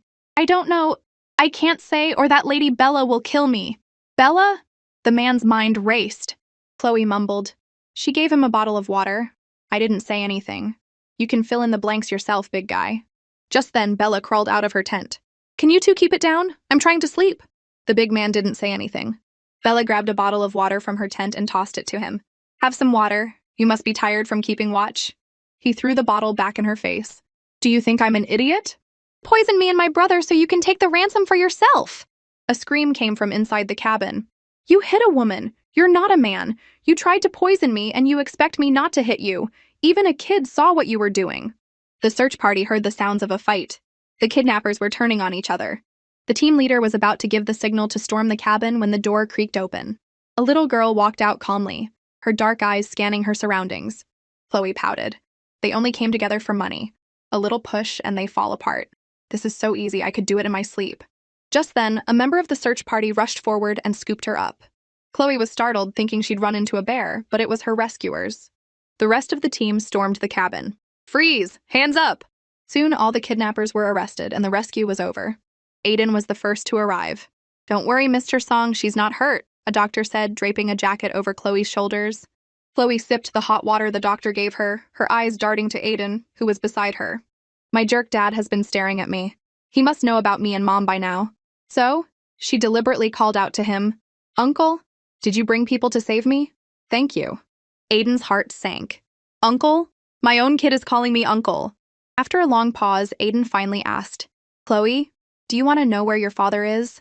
He wanted to use the topic of her father to prepare her, so he could reveal the truth when the time was right. Of course I know where my daddy is, Chloe said, holding her cup and sneering inwardly. Trying to get close to me now? Too late, jerk dad. I gave you a chance to be my father before, but you and your germophobia blew it. Now I'm not going to make it easy for you. You're going to regret this. Aiden's heart skipped a beat. You know where he is? Chloe nodded. He's dead. The words from the 5-year-old were shocking. Aiden fell silent. Dead? I'm right here. My mommy told me. My daddy was a deep sea diver. He went on a dive 5 years ago and never came back up. That means he's dead, right? Aiden was speechless. The rescue team brought Chloe back to the house, which was now full of people. Chloe toddled over, her arms outstretched. Mommy, I'm back! Alara held her tight, tears finally streaming down her face. Aiden tried to comfort her. Chloe must be hungry after all that. Why don't we get her something to eat from the kitchen? Chloe nodded enthusiastically. Yeah, I'm starving. Ethan's eyes turned cold. This Aiden song is a wolf in sheep's clothing, trying to worm his way in. I have to be on guard. Meanwhile, Kai took out his phone and made a call. What's the status of the 3 kidnappers? The rescue team leader reported, One of them has gone insane, and the other two beat each other half to death. It seems they had a dispute over the money and we just swooped in at the right time. Kai's handsome eyes narrowed. That's more like the Ace of Hearts style. One insane, the other's broken. A small smile touched his lips as he glanced at Chloe. With your skills and intelligence, even as a 5-year-old, you can take care of yourself. Kai discreetly took out his phone. Click. So cute. A completely different person from the cool, cocky, hit it and quit it little devil Ace of Hearts from my past life. Chloe paused, fighting the urge to roll her eyes. Dude, can you chill? Keep your crush on my mom under control. My actual dad is standing right here. Alara stroked Chloe's face. Let's get you a bath and a change of clothes, then it's off to bed. You're not going to kindergarten tomorrow. Mommy will stay home with you. I'm free tomorrow too. Aiden, who had been watching silently, added in a low voice. Aiden is so concerned about Chloe. Could he know who she is? I don't want the tall mister to stay with me, Chloe said with a devilish grin. He's a germaphobe. He thinks I'm dirty and doesn't want to play with me. Mommy, you have to wash your hands before you meet with him, or he'll think you're gross too. A little devil lived inside her. Daddy, you ignored me before, now I'm out of your league. Aiden started to panic. No, my daughter, my wife, let me explain. Ethan, who had been silent, finally spoke up coldly. Mr. Song, it's getting late, please leave. He was furious. I'm her brother, and you're hitting on my sister right in front of me and insulting my niece? Aiden, being a sharp man, knew he had messed up. It is getting late, I should be going. Alara, remembering something, quickly stood up. I'll walk you out. At the gate, Alara was silent for a moment before saying, Don't think you can take Chloe away from me. The Song family hasn't had a new heir in years. Old Mr. Song has been dreaming of a grandchild. Aiden pursed his lips. I won't. Alara rubbed her eyes, furious. So you do think she's dirty? I don't. The high and mighty CEO was in a full-blown panic. Why are women's minds so twisted? If I take her, you say I'm stealing her. If I don't, you say I'm rejecting her. He felt like he was damned if he did and damned if he didn't. I won't let Chloe leave me, she's my child, Alara said, wiping her eyes, a determined look on her face. She's my child too, you can't let her grow up without a father and you can't leave me without a wife. Do you know I've been looking for you for 5 whole years? I didn't cherish you back then, and it wasn't until you left that I realized my whole world had collapsed. Your wife is Serafina Cheng, not me, Alara said flatly. After all, wasn't it her resemblance to his childhood sweetheart that had attracted him in the first place? Alara, I don't love her, Aiden tried to explain. He had been such a jerk back then. The misunderstandings between them were as high as the sky and as deep as the sea, impossible to clear up in just a few words. Alara, let's go home. Chloe wants cake and I don't know how to cut it. I only know how to cut meat. Aiden flinched. Alara didn't want to talk to Aiden anymore. She gave him a nod, quickly said, Don't come tomorrow, and turned to go back inside. From a second-floor window, Chloe watched the melodramatic scene through a pair of binoculars. She felt no sympathy for her jerk dad. In the original novel, my sweet, naive mom was tormented from beginning to end. If I hadn't accidentally ended up in this novel, her life would be miserable right now. For the tragic heroine to rise up and fight back, she's going to need my help. A few days later, news came from the police station. The kidnappers had confessed. Alara clenched her fists. Was it Mrs. Kwan? Ethan told her the truth. There were 2 groups. Bellaby hates Leo and was manipulated by someone into targeting Chloe. As for the 2 kidnappers, they claim they took an anonymous online job. A mysterious person paid them a large sum to kidnap Chloe. The police traced the online ID to an account in the US, but they can't investigate any further. The US? Alara was confused. Chloe and I are just ordinary people. We don't have the power or status to make enemies in America. The words caught in her throat as she thought of someone. On the staircase landing, Chloe pricked up her ears. What? 2 different groups wanted to kidnap me? One was the Kwan family, and the other was a mysterious force from the US? Could it be one of my dad's old flames? That's Serafina Cheng. Serafina Cheng was the main villain of the original novel, a cruel woman who was a master at playing the victim. When the ex-fiancée, Serafina, was supposedly sick in the US, Aiden had found Alara as a stand-in. But when Serafina found out about Alara, she miraculously recovered overnight, returned to the country to rekindle her relationship with Aiden, and secretly drove the pregnant Alara away. Later, when she found out Alara had married Mr. Lee, she still wouldn't leave her alone, claiming she needed a kidney transplant and that Alara was a perfect match. To curry favor with the Chung family, Mr. Lee had one of Alara's kidneys removed. Her chubby little fingers flew across the keyboard. That's not right. The kidnapper's communication IP traces back to Jasmine Manor in the US. The owner, Molia, is a successful young businessman. He has no connection to Serafina, and he definitely has nothing to do with me. Why would a rich American hire someone to kidnap me? Chloe rested her chin.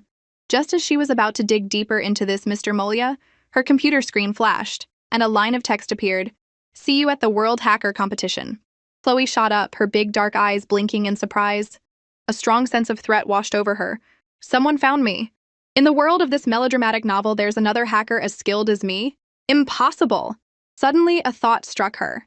Could it be the man from my past life who hunted me down, but ended up sleeping with me? Did he get transmigrated into this book too? Chloe wanted to scream.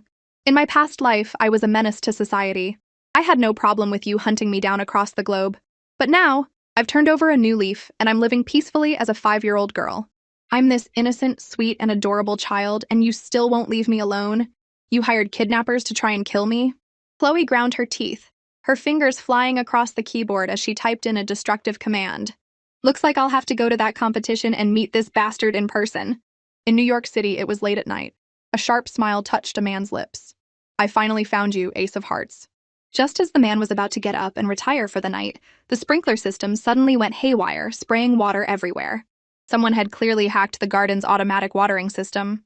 The man shook his head. Still the same vengeful little thing I remember. Alara knocked on Chloe's door with a tray of lunch. She was worried that being kidnapped at such a young age would leave a lasting psychological scar. Chloe, do you want to meet your father? Alara had been hesitating for a long time.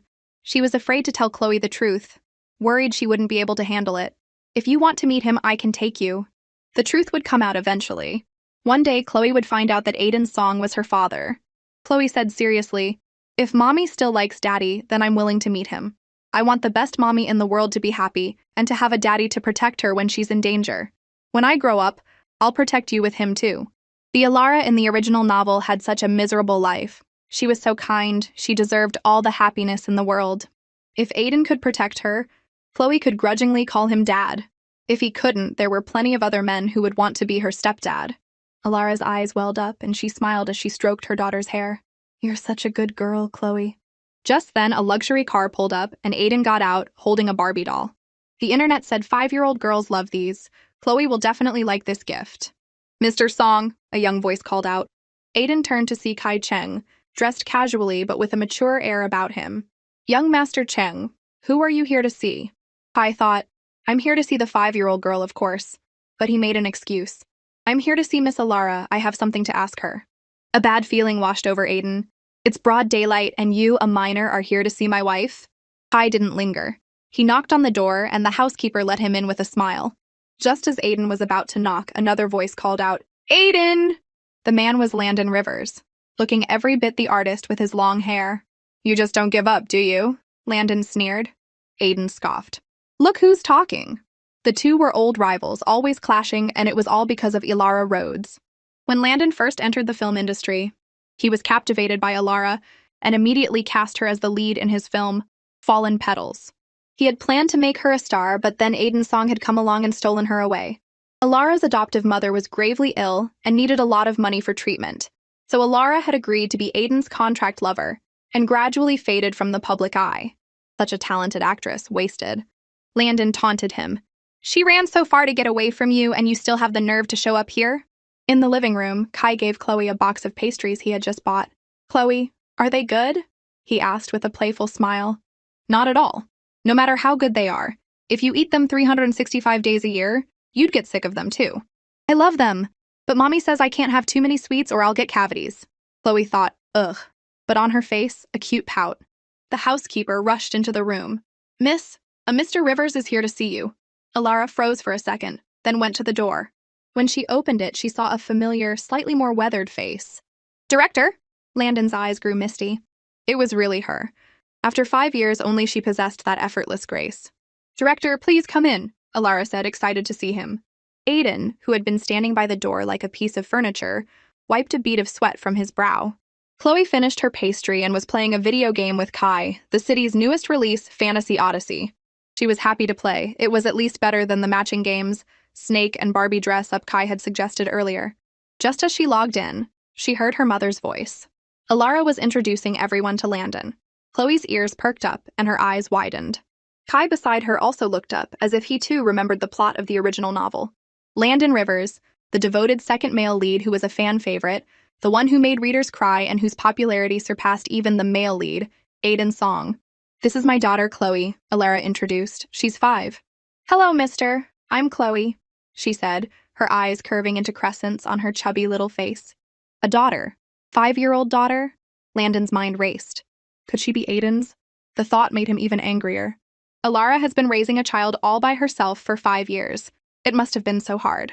Landon shot a glare at Aiden, then turned to Chloe. "It's nice to meet you, Chloe. I came in a hurry today, but I'll bring you a gift next time." "What kind of things do you like?" Alara interjected. "Director, don't spoil her. She doesn't need anything." "I want the newest game figures," Chloe said seriously. "I hate Barbie dolls." Landon smiled. "Okay, I'll remember that." Outside the door, Aiden silently threw the Barbie doll he was holding into the trash. "Who said all 5-year-old girls like Barbie dolls? My daughter doesn't." As evening fell, Alara walked Landon to the door. Before he left, he said earnestly, "Alara, I hope you'll seriously consider my offer. You're doing well now, free from all the troubles of the past. You can finally make decisions for yourself." Alara looked down and nodded. "Director, I'll think about it." Landon gave her a long look, then turned and left. Alara turned back and was startled to find Aiden eavesdropping in the corner. "Mr. Song, you're still here?" Aiden was frustrated. "Alara, I want you to know, I never saw you as a replacement for anyone else." Alara didn't believe him. "I forgot to tell you something. There were 2 groups behind Chloe's kidnapping. One was the Kwans, and the other is based in the US. I think the second group is connected to one of your admirers." Aiden was confused. "What do you mean, again?" It wasn't surprising that Alara would jump to that conclusion.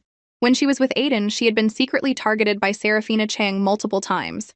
This kidnapping had to be related to her. Serafina was obsessed with Aiden. If she knew about Chloe, she would definitely try to harm her. "Stay away from us from now on. You'll only bring danger to Chloe." The more Alara thought about it, the angrier she got. She turned, went inside, and slammed the iron gate shut, leaving a bewildered Aiden standing outside. Half a month later, whenever Aiden wasn't working, he would go to Alara's house. Ethan wouldn't let him in, so he would just play with the dog outside, steal glances at the house, and then leave, looking back every few steps. He was turned away every time, but he never gave up.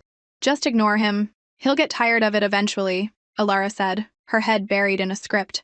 She figured it was just a passing fancy for him, and he would give up once the novelty wore off.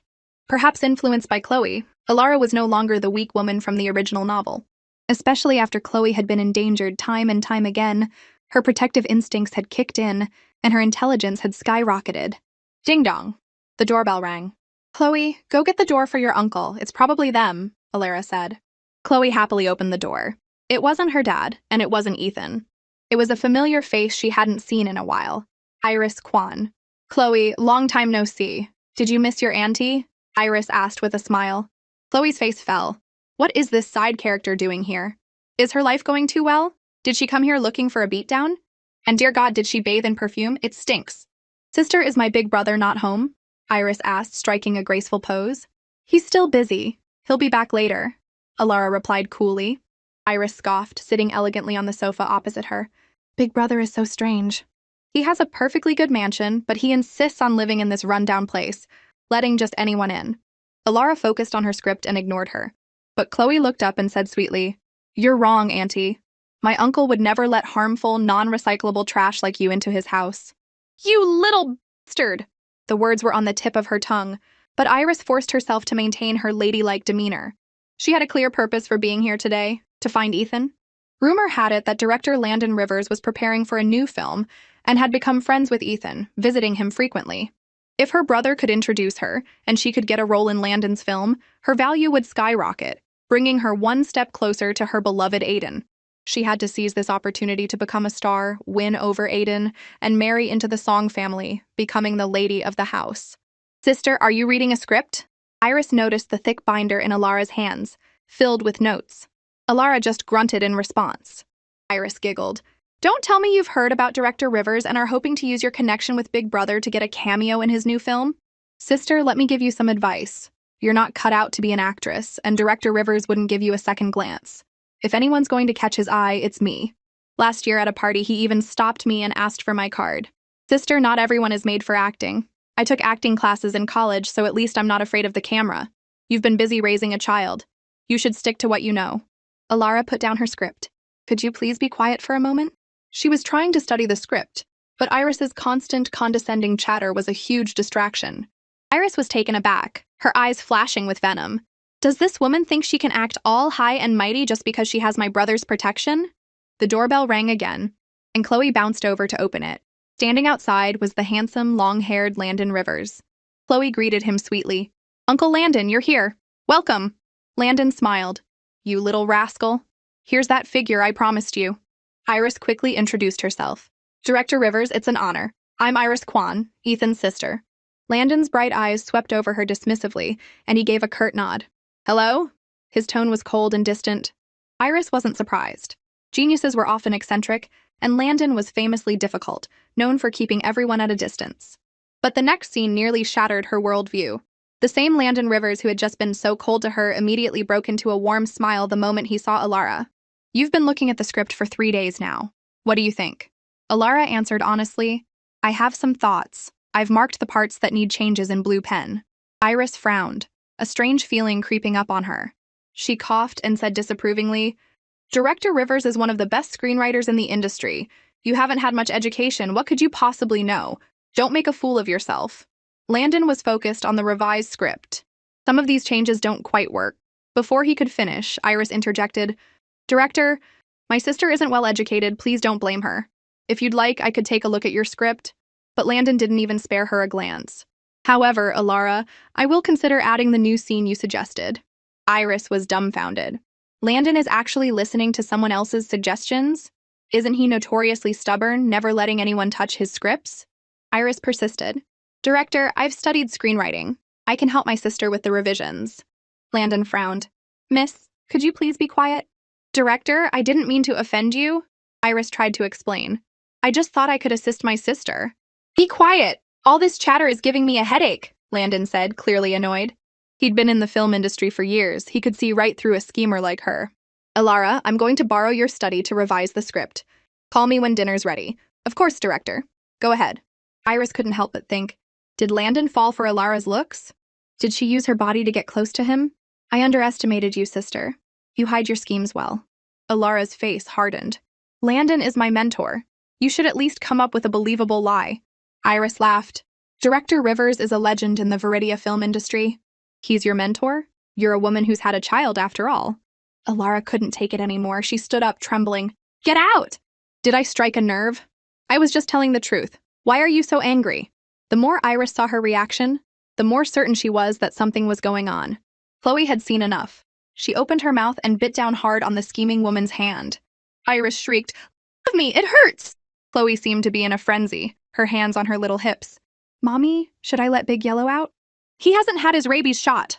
I'll let him bite this mean lady. Hearing that, Iris panicked and ran away. Chloe bit her lip, her eyes filled with anger. Alara looked down at her 5-year-old daughter and suddenly understood.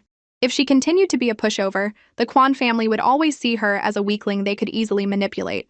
She had to stand up for herself, to build her own strength and prove them all wrong. Chloe thought, get to work, my dear mother. Stop relying on men, stop trying to please everyone. Mom, you have to become strong to protect the ones you love. That weekend, tempted by her dad's promises, Chloe happily went with him to see Landon Rivers. Chloe scoffed inwardly.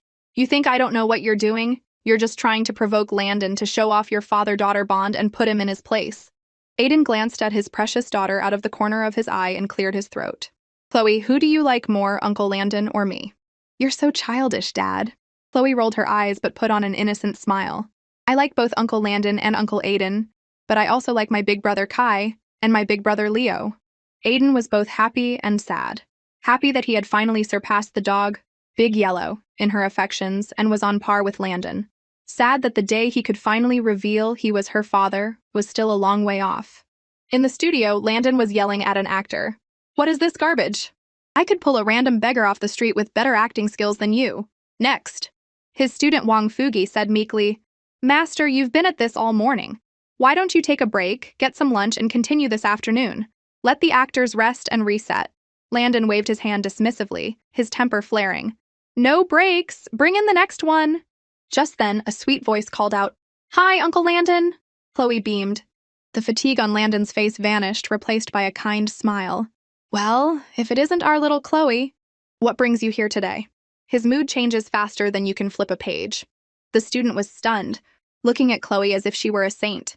He quickly added, Chloe must have known her Uncle Landon has been working so hard he hasn't even had lunch, so she came to eat with him, right? Chloe nodded. Okay, I'm hungry. Landon immediately gave an order. Everyone, take an hour break, lunch is on me, and order a deluxe lunch with a kid's meal. Just then, Landon noticed Aiden was also there and frowned. Where did you come from? Aiden scooped Chloe into his arms, his tone slightly boastful. I came with Chloe. It's the weekend, she just finished her homework, so I brought her out for a bit. And to show you how much our father-daughter relationship has improved. Annoying, isn't it? Landon sneered and muttered under his breath, Idiot. Master, lunch is here. Wong Fugi gave Chloe a wink and whispered, Little Chloe, your Uncle Landon doesn't eat much. He's as thin as a rail. You have to make sure he eats more, okay? Chloe nodded obediently and put a piece of braised pork in Landon's bowl. My mommy said that even if you're busy with work, you shouldn't forget to eat or you'll get sick. Food is important. Seeing this, Aiden cleared his throat. Chloe, I'm very busy with work too, and I have stomach problems. Chloe rolled her eyes internally. Seriously, Dad, you're jealous of this too? You're so childish. Why don't you just come to kindergarten with me? She forced a sweet smile and put a piece of pork in his bowl too. It was bigger than the one she gave Landon. CEO Aiden was satisfied. Suddenly, his phone rang. Chloe, you eat first. I need to take this call. At the same time, an actor came over to ask Landon a question about the script. Chloe, feeling thirsty, went over to a nearby refrigerator to get some water. The moment she opened the fridge door, she heard the faint sound of a spring mechanism and a large shadow fell over her. A piece of photography equipment was falling from the ceiling. Just as Chloe was about to dodge, a figure appeared behind her like a flash of lightning. Kid, look out! A voice boomed. Chloe froze as someone tackled her to the ground. There was a loud crash as a 100-pound studio light hit the floor, leaving a small crater and sending shards of glass everywhere. The loud noise startled everyone in the studio. Landon's eyes widened in horror. Chloe! Zach Zhang sat up, grimacing, blood trickling from his forehead. He ignored his own injuries and immediately checked on Chloe. Little girl, are you okay? Are you hurt anywhere? Chloe was fine. I'm okay. Thank you for saving me. Aiden rushed over, his face pale with fear at the sight. He quickly scooped Chloe into his arms. Soon they were at the hospital. A doctor cleaned and bandaged Chloe's minor scrapes on her arms and legs. Zach was in much worse shape, with a cut on his head and his leg slashed by the glass. Even though Chloe insisted she was fine, the overly worried adults wouldn't believe her, especially her dad, Aiden, whose face was dark with self-blame and worry. Director Rivers, I seem to recall investing $100 million in your studio last year. That should have been enough to buy plenty of new equipment. Are you suggesting my equipment is old? Landon scoffed. Fugi, tell him about our studio's maintenance schedule. Wang Fugi quickly explained. Mr. Song, all our equipment undergoes a major inspection every 3 days. There's no issue with aging equipment. The light falling today was likely an accident. Chloe glanced at the 3 men in the room. Uncle Landon is so lucky today. If he had been the one to get me a drink, he might have been the one who got hit. The 5-year-old had already figured it out. She remembered hearing the sound of a spring when she opened the fridge, a trigger. When the fridge opened, the mechanism was activated, and the heavy light fell. She couldn't say it directly, but she could drop hints and let the smart adults figure it out. As expected, Chloe's childish comment made the 2 powerful men in the room frown and exchange a look. You were supposed to be the one to open that fridge. That's my personal fridge. It's where I keep my water, food, and face masks.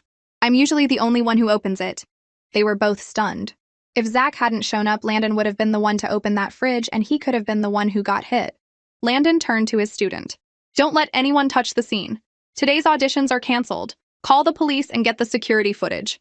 Some bastard has the guts to try and kill me. Aiden quickly covered Chloe's ears.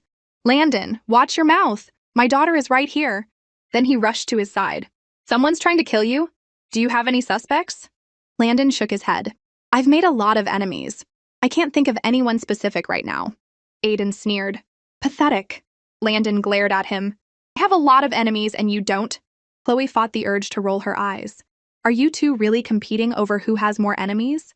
Compared to me, Ace of Hearts, you're all amateurs. The number of enemies who wanted me dead in my last life could circle the globe 3 times. Just then, Alara rushed in. She was frantic. She hadn't seen her daughter for half a day, and she was already in danger again. Chloe quickly assured her she was fine, that a man had saved her. Aiden, seeing Alara cry, quickly added, Don't worry, it was just an accident. Landon, catching on, immediately said, Alara, it was a sudden problem at the studio. It's my fault for not having the staff do a better equipment check. For once, Aiden and Landon were in agreement. Someone was trying to commit murder. They would handle it discreetly and keep Alara out of it to protect her. Alara wiped her tears, not blaming Landon, but shooting a glare at Aiden. I haven't had much time to spend with Chloe lately, so I let you take her out. You promised you would take good care of her, and this is what happens. Aiden hung his head. I was wrong. I don't have experience looking after a child. I'll be more careful in the future. I won't let you worry. Alara was taken aback. She hadn't expected him to apologize so readily. The powerful head of Song Entertainment admitting he was wrong with such sincerity, it was hard to believe. Aiden picked up a large red apple. You came in such a hurry, you probably haven't had lunch. I'll have someone bring food. Let me peel an apple for you first. He took a small knife from the fruit basket and began to peel it carefully. Alara was surprised. I don't remember you ever knowing how to peel an apple. Aiden smiled handsomely. I learned. He thought Alara must be so touched. To win her and my daughter back, I practiced peeling apples late into the night. It finally paid off. Alara pursed her lips and muttered, Miss Cheng has been sick for years. You must have learned to take care of her. I understand. Aiden was baffled. Do all women think like this? He quickly explained, That's not it. I just started practicing peeling apples half a month ago. I also practiced playing with clay, playing video games, and I'm learning to cook. This has nothing to do with Serafina Cheng. Landon looked at Aiden like he was a complete moron. Chloe, watching from the sidelines, sighed inwardly. Isn't my dad supposed to be a cool, calculating CEO? Why does he seem more and more like a goofy husky lately? When Alara learned that Zach Shang had saved her daughter, she immediately took Chloe to thank him. The glass had been removed from his leg, and the wound wasn't deep. He was healthy and would recover in a week or two. He was resting in his hospital bed, a tall, strong man with a pale, weathered face that spoke of years of hard work. Chloe looked at him, and memories of his story from the novel came flooding back. He was a minor character who had a brief moment of fame thanks to his performance in one of Landon's films.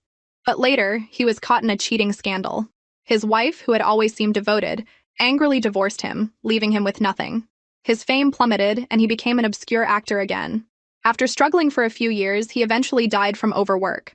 But this man seems so upright and loyal. Would he really cheat in the future? Or was he framed? Chloe decided to investigate his personal situation when she had the chance. A life-saving favor had to be repaid. Zach's eyes suddenly widened as he stared at Alara. You're Alara Rhodes? Miss Rhodes? His voice trembled as he rubbed his eyes, thinking he was dreaming. The actress who had a fleeting moment of fame 5 years ago before disappearing? I used to be called Alara Rhodes, but my real name is Alara Kwan, she said with a gentle smile. I'm Chloe's mother. Thank you for saving my child. Miss Rhodes, I never thought I'd meet you here. You're as young and beautiful as ever. Zach was so excited he was tripping over his words, his face flushed. I've always followed your work. You're my idol. Zach, get some rest. You can join the cast once you've recovered, Landon said. Seeing that there were no outsiders around, he gave him a sly wink. By the way, Miss Alara is the female lead this time. We'll be announcing it in a couple of days, so keep it a secret for now. Really? I get to act with my idol? The 30-something-year-old man was as excited as a 5-year-old. Mommy, were you an actress before? Chloe asked, feigning curiosity. Alara didn't hide it. Yes, I used to act. Your Uncle Landon was the director. Mommy is the prettiest in the whole world. She'll definitely be a big star. Mommy, why did you stop acting? Chloe continued, her face a mask of innocence. Alara was at a loss for words, unsure how to explain the story of her running away while pregnant. Landon sneered. Your mother is a talented actress. She just had bad luck and ran into a certain bastard. He was still angry just thinking about it. Alara, you needed money. You could have just asked me, a famous director. Why did you have to go to that cold-faced jerk Aiden's song? Director, I should take Chloe home now, Alara said, changing the awkward subject. She still has her kindergarten homework to do. She was about to leave the hospital, holding Chloe's soft little hand, when a familiar figure walked toward them. Kai stopped, seemingly surprised to see Chloe. Miss Kwan, Director Rivers. Young Master Chung, good timing, Landon said with a slight nod. My friend Zach is in the hospital. Please make sure he's well taken care of for the next few days. Of course. I have some other matters to attend to. With that, Kai nodded to everyone and strode away. Chloe watched him go, curious. That's weird. Aren't you trying to win my mom over? Why didn't you even look at her today? You definitely saw the scrapes on me, but you didn't ask about them or try to suck up to my mom. She scratched her head, completely baffled by the mind of a 15-year-old boy. An assistant whispered to Kai, "Young master, according to the audio from the hospital room's security camera, the incident at Director Rivers' studio was deliberate. It seems he was the target, and Chloe was just caught in the crossfire." Kai gestured with his finger. "Have someone keep an eye on Landon Rivers. Even though Chloe can protect herself, I'm still worried. She's just a 5-year-old kid, not the terrifying woman from my past life who could kill with a single look.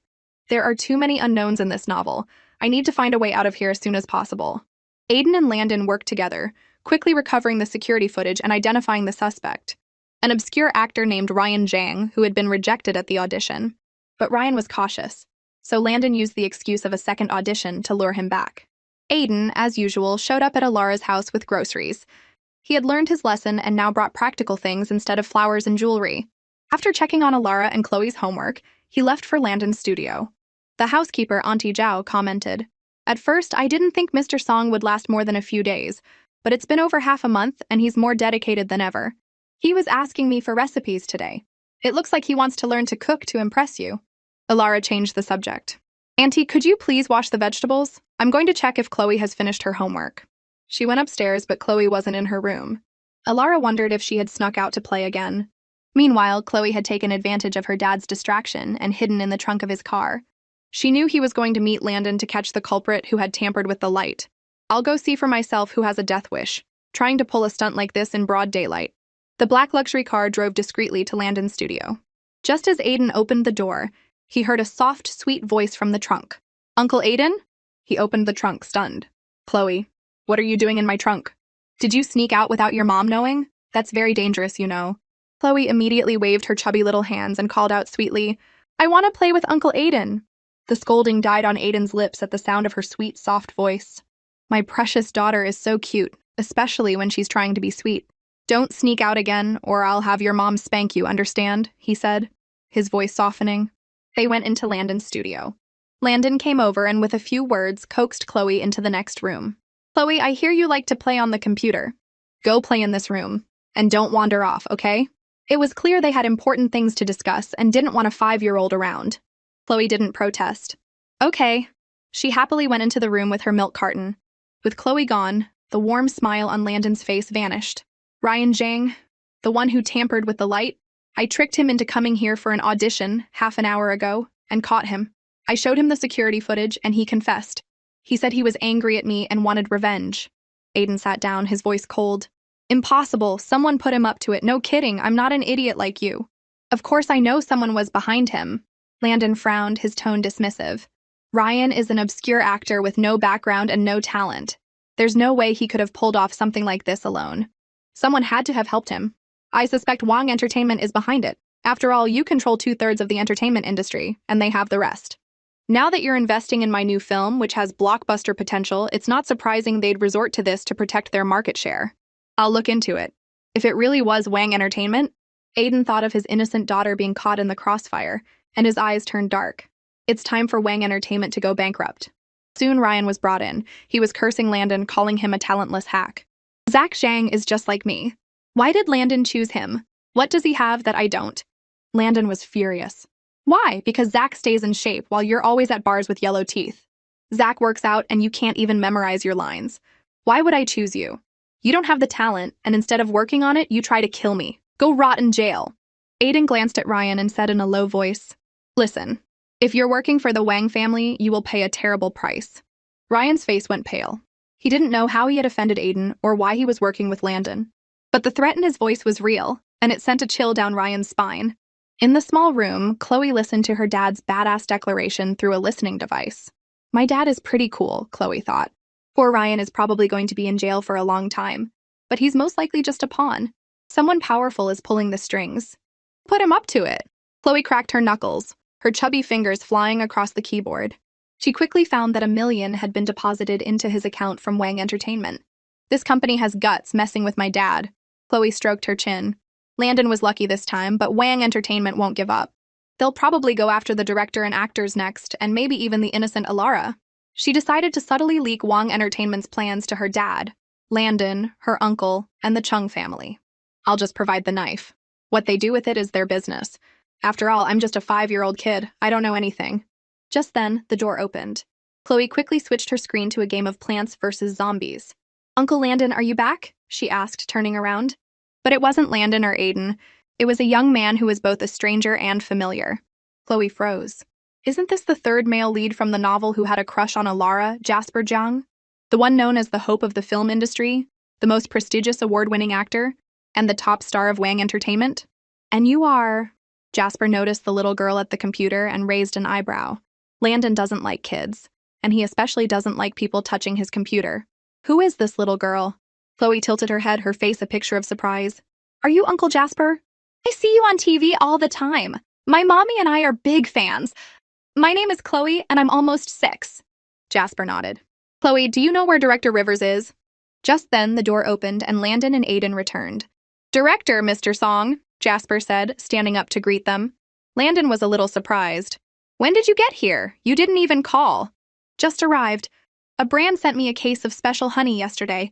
I brought you a couple of jars. Jasper handed him a bag. Landon slapped his forehead and laughed. Chloe, your mom has been working hard lately. Take a jar of this honey home with you and tell her to drink a little every day. It's good for her, you know? Okay, thank you, Uncle Landon. Chloe nodded enthusiastically. Out of the corner of her eye, she saw the smile on Jasper's face freeze. Chloe had seen it all in her past life. She could tell that this famous actor was a little too fond of Uncle Landon. She doesn't need your concern, Aiden said sourly. Alara has everything she needs. You should keep the honey for yourself. Landon glared at him. Hey, Song, Alara hasn't even given you the time of day, and you're acting like you own the place? I can give her honey if I want to. It's none of your business. You're not married yet? She's still single? Aiden was annoyed. It's only a matter of time before she accepts me. She let me in the house today. Our relationship is beyond your wildest dreams. Just then, his phone started ringing. He looked at it and his face lit up. It was Alara, and it was a video call. He answered it right in front of Landon. Alara, where's Chloe? Is she with you? I've looked all over the house and can't find her. Alara asked anxiously. Mommy, I'm here! Chloe heard her and bounced over. I snuck into Uncle Aiden's car and went out to play. Chloe really likes playing with Uncle Aiden. It would be great if I could see him every week. Aiden was close to tears. Did I hear that right? My precious daughter likes playing with me? This is a huge step forward in our father-daughter relationship. Alara paused, a complex emotion in her eyes. Mr. Song, bring Chloe home immediately. Aiden's handsome face broke into a smile. All right, don't be angry. Landon's expression froze. He knew Chloe was Aiden's daughter, but he was still worried about Alara being with him. After all, Aiden still had his beautiful, high-status fiancée, Serafina Cheng, and she was not someone to be taken lightly. Jasper noticed Landon's mood and frowned. Who is Chloe's mother? Why is Director Rivers so fond of them? And why is he fighting with Mr. Song over this woman? After Aiden and Chloe left, Jasper asked, Director, that little girl was very cute. Are you close with her mother? Landon answered honestly, Chloe is a sweetheart. I'm thinking of casting her as the younger version of the female lead in my film. I'll talk to her mother about it soon. You've met her mother, but it's a secret for now. I promise you'll be shocked when you see who it is. Jasper was curious and a little jealous. He hadn't seen Landon smile so genuinely since Alara Rhodes left the industry. A few days later, Serafina Cheng was at Song Entertainment. Her best friend, Celeste Cao, made her a cup of coffee. Why didn't your fiancé, CEO Aiden, come with you? Serafina sighed. I came to see him, but his staff said he was out, so I came to visit you instead. Ever since that woman left 5 years ago, Aiden has been a different person, so hard to read. But she was determined to hold on to her title as his fiancé. She put down her coffee and smiled gently. Celeste, I heard you got a role in Landon Rivers' new film. Congratulations. His movies are excellent. Your career is sure to take off. Celeste shrugged. It's just the second female lead. Nothing to brag about. The second female lead? Serafina was surprised. You're a big enough star to be the lead. Just then, Celeste's assistant burst in. Celeste, Director Rivers just released the poster for the female lead. Celeste glanced at the poster and froze. She would never forget that face. Rhodes, didn't she leave the industry? Celeste? Serafina noticed her strange reaction. What's wrong? Are you not feeling well? Celeste's face was unnaturally pale. Serafina went over to check on her and saw the movie poster. Her own face turned livid. It was Alara Rhodes. She had worked so hard to get rid of her, and now she was back? I got rid of her once, I can do it again. Celeste was trembling. You already left the industry, why are you back? Are you going to pretend to be an innocent little flower again? Steal my spotlight? Steal Landon's love? Did he bring you back because he's still in love with you? Alara went to Landon's studio to sign the contract. Aiden, not trusting them to be alone, shamelessly tagged along, leaving Chloe at home by herself. Bored, she remembered her kindergarten art project was due. Though she hated it, she gritted her teeth, found some scissors, glue, and colored paper, and started cutting. Kindergarten is so boring. I don't want to do homework. Just as she was randomly snipping away, her savior arrived, Kai. Chloe's eyes lit up. Hey, come help me with my homework. Chloe handed him a pile of colored paper. Defeated by her puppy dog eyes, he resigned himself to doing her kindergarten art project. The weather was nice today, and Kai was dressed in casual summer clothes, his short blonde hair ruffling in the breeze. As he bent his head to cut the paper, Chloe saw the sharp, handsome outline of his profile. If this kid were a few years older, my dad wouldn't stand a chance. Chloe, when will your mom be back? Kai asked, glancing at her out of the corner of his eye. She said she'll be back at 10. She's having dinner with Uncle Landon. She thought, I knew it. He's here for my beautiful mom. Too bad for you, kid. You've got my dad and Uncle Landon in your way. Kai asked casually. So, let's chat. Are there any boys you like in your class? No way, Chloe complained internally, but put on an innocent face, her big eyes blinking as she pouted. Mommy says I can't date until I'm 18. Kai gave her a meaningful look, and for some reason he thought of their past life together. When Kai took on the Ace of Hearts case, she had just turned 18. It was indeed an age full of surprises and beauty. A small smile played on his lips as he continued. So what type of boy do you like, Chloe? Chloe had no idea. She wasn't even sure if she liked boys or girls. But for some reason, her past life came to mind. I like boys with dark eyebrows, big eyes, and a really nice side profile. It'd be great if he wore a black uniform, was good at fighting, good at video games, and could also cook, race cars, fly planes. She thought, forgive me, Prosecutor Kai, for using you as an example. Kai had to fight to keep from smiling. A metaphorical wolf's tail was wagging triumphantly behind him. Ace of Hearts. You're describing my past self. You really haven't forgotten me. Chloe's clear eyes blinked. So Kai, what kind of girl do you like? Kai thought silently. I like a little troublemaker who loves to fight, is arrogant and a con artist, but secretly feeds stray kittens. Even though she's bad, arrogant, and sleeps with people and runs, I still love her. Chloe's eyes curved into a smile. Oh my god, he's getting all sweet just thinking about my mom. Dude, don't fall too hard. Kai had company business to attend to. He ruffled Chloe's fluffy hair and left. He instructed his assistant, tell Chloe's kindergarten art teacher to give a craft assignment every week, and make them as difficult as possible. Whenever Landon was free, he would come to see Alara, and he would always bring Jasper with him. Jasper was taking this film very seriously, turning down all his other work for the next 6 months to focus on it. Every time Landon came to see Alara, Jasper would be right there with him, under the guise of the male and female leads getting to know each other and rehearsing. Landon's eyes narrowed as he watched Chloe play a video game. He couldn't help but praise her. Chloe is such a smart kid. She's really good at games. Aiden's lips curved into a smile. Of course! Look who her father is. A tiger doesn't raise a dog. Landon rolled his eyes. Have some shame. And don't you have a home? Why are you always at Alara's house? Aiden scoffed. Don't you have a home? Every time I come here, you're here. Landon gritted his teeth, grabbed his shirt, and dragged him outside. Chloe watched them, confused. What are those two doing? Once they were outside, Landon pulled out his phone. If you really care about Alara, then stop hanging around. She's getting so much hate online, you should be trying to shut those people up, not just watching her get attacked. Aiden was surprisingly calm. Don't worry, it's being handled. Landon didn't believe the jerk for a second. You're handling it? What can you possibly do? Aiden said calmly, I have money. Landon's mouth twitched. I have no comeback to that. Aiden showed him his phone, and Landon was shocked. The internationally acclaimed but banned film from 5 years ago, Fallen Petals, was now available to watch. The internet was buzzing. People were shocked to discover that the lead actress, Alara Rhodes, was the same Alara Kwan from Landon's new film. Director Rivers is a master of cinematography. The way she looks in that traditional dress is breathtaking. Aiden was confident. Once those clueless netizens watch Fallen Petals and see how talented Alara is, they'll shut up. Time flew by, and it was the weekend again. Aiden personally came to pick up 5-year-old Chloe and take her to his company headquarters. He had finally figured out what his daughter liked. Strange, unique, interesting, sci-fi, and adventurous things, not pink dolls. Uncle Aiden, does your company really have cute robots? Aiden nodded. Yes. We just got a new batch of smart robots to deliver coffee and food. They're from Silicon Valley, very advanced. If you like them, I'll give one to you. Chloe was thrilled. Yay! Just as Aiden opened his office door, he saw Serafina Cheng inside. Aiden, I brought you some chicken soup. He replied coolly. You don't have to do that. I have people who handle my meals. Serafina shook her head gently and placed the container on the table. I heard you've been working hard lately, and I was worried. The doctor said I don't have much time left. You can't let me leave with regrets, can you? I want to take care of you. Aiden frowned. The best doctors in the country are treating you. You're not going to die. Serafina shook her head sadly, her long eyelashes lowered, as if she had 1,000 sorrows but couldn't bring herself to speak. A perfect damsel in distress. Chloe scoffed inwardly. Look at her clothes, her voice, her expression. She's completely copying Alara. You have a terminal illness? Yeah, right.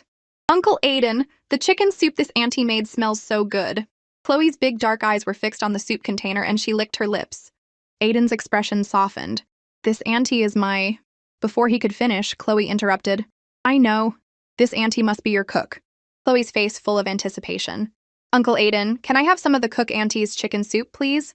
Of course, I'll get you a bowl, Aiden said, immediately agreeing when he heard his precious daughter wanted some. Chloe blew on the hot soup, took a delicious sip, and then thanked Serafina sweetly. Thank you, cook auntie. The soup is so yummy. Serafina's expression flickered. To see the soup she had painstakingly made be so easily snatched away by a little brat, she almost lost her composure. She took a deep breath and forced a gentle smile.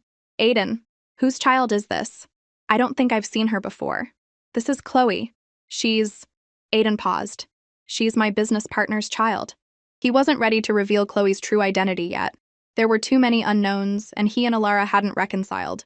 Keeping her identity a secret was the best way to protect her for now. Business partner. Such a vague term. It was clear Aiden was hiding something, but the more he tried to hide it, the more suspicious it became. Serafina looked at Chloe gently. I have to find out who this little girl really is.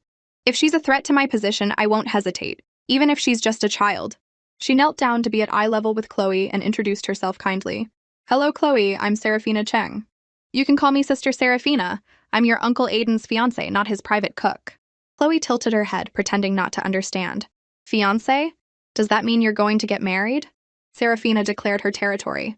Yes, I'm going to marry your Uncle Aiden. Aiden panicked and immediately corrected her. Your Auntie Serafina is joking. I'm not going to marry her. Chloe put a finger to her chin, her little brow furrowed as if she didn't understand what the adults were talking about. But Serafina's face changed. She had been claiming to be Aiden's fiancé for 5 years, and this was the first time he had denied it to someone else. You're weak, you shouldn't be out and about. I'll have my driver take you home, Aiden said. A self-deprecating look crossed Serafina's face. She lowered her head like a pitiful Cinderella who had done something wrong. Okay, I'll go then. You take care of yourself. Don't work too hard. As she spoke, her brow furrowed in pain, and she clutched her chest, her body swaying as a sharp pain shot through her heart, making her lips turn white. Her congenital heart disease had conveniently decided to act up. Aiden stepped forward, his tone serious. I'll have Old Song take you to the hospital. Her eyes moist, Serafina looked at him pleadingly. Aiden, I'm scared of needles. Can you stay with me? Before she could finish, Chloe, who was on the sofa, started crying out, ouch, ouch, clutching her stomach and rolling around. In an instant, her dad rushed over in a panic. Chloe, what's wrong? Chloe clutched her stomach and wailed pitifully.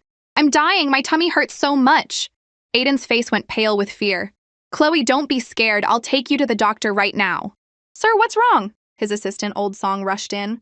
Aiden commanded, get every doctor from the company's medical department here with their equipment in 3 minutes. Chloe's stomach hurts. It could be appendicitis, diarrhea, food poisoning. What about Miss Cheng? Only then did Aiden remember the ailing Serafina. You take Miss Cheng to the city's private hospital. Serafina was furious. This was her chance to win Aiden's sympathy, and a little kid ruined it. She glared at Chloe, but the little girl, in a spot where Aiden couldn't see, gave her a defiant look.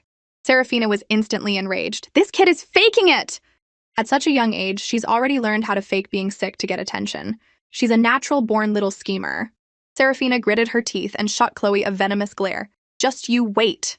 Chloe raised an eyebrow, almost laughing. I'm just using the same tactics you used on my mom, and you're already angry? Anyone can fake being sick. In the original novel, Serafina had used her expert fainting skills to create countless misunderstandings between her mom and dad.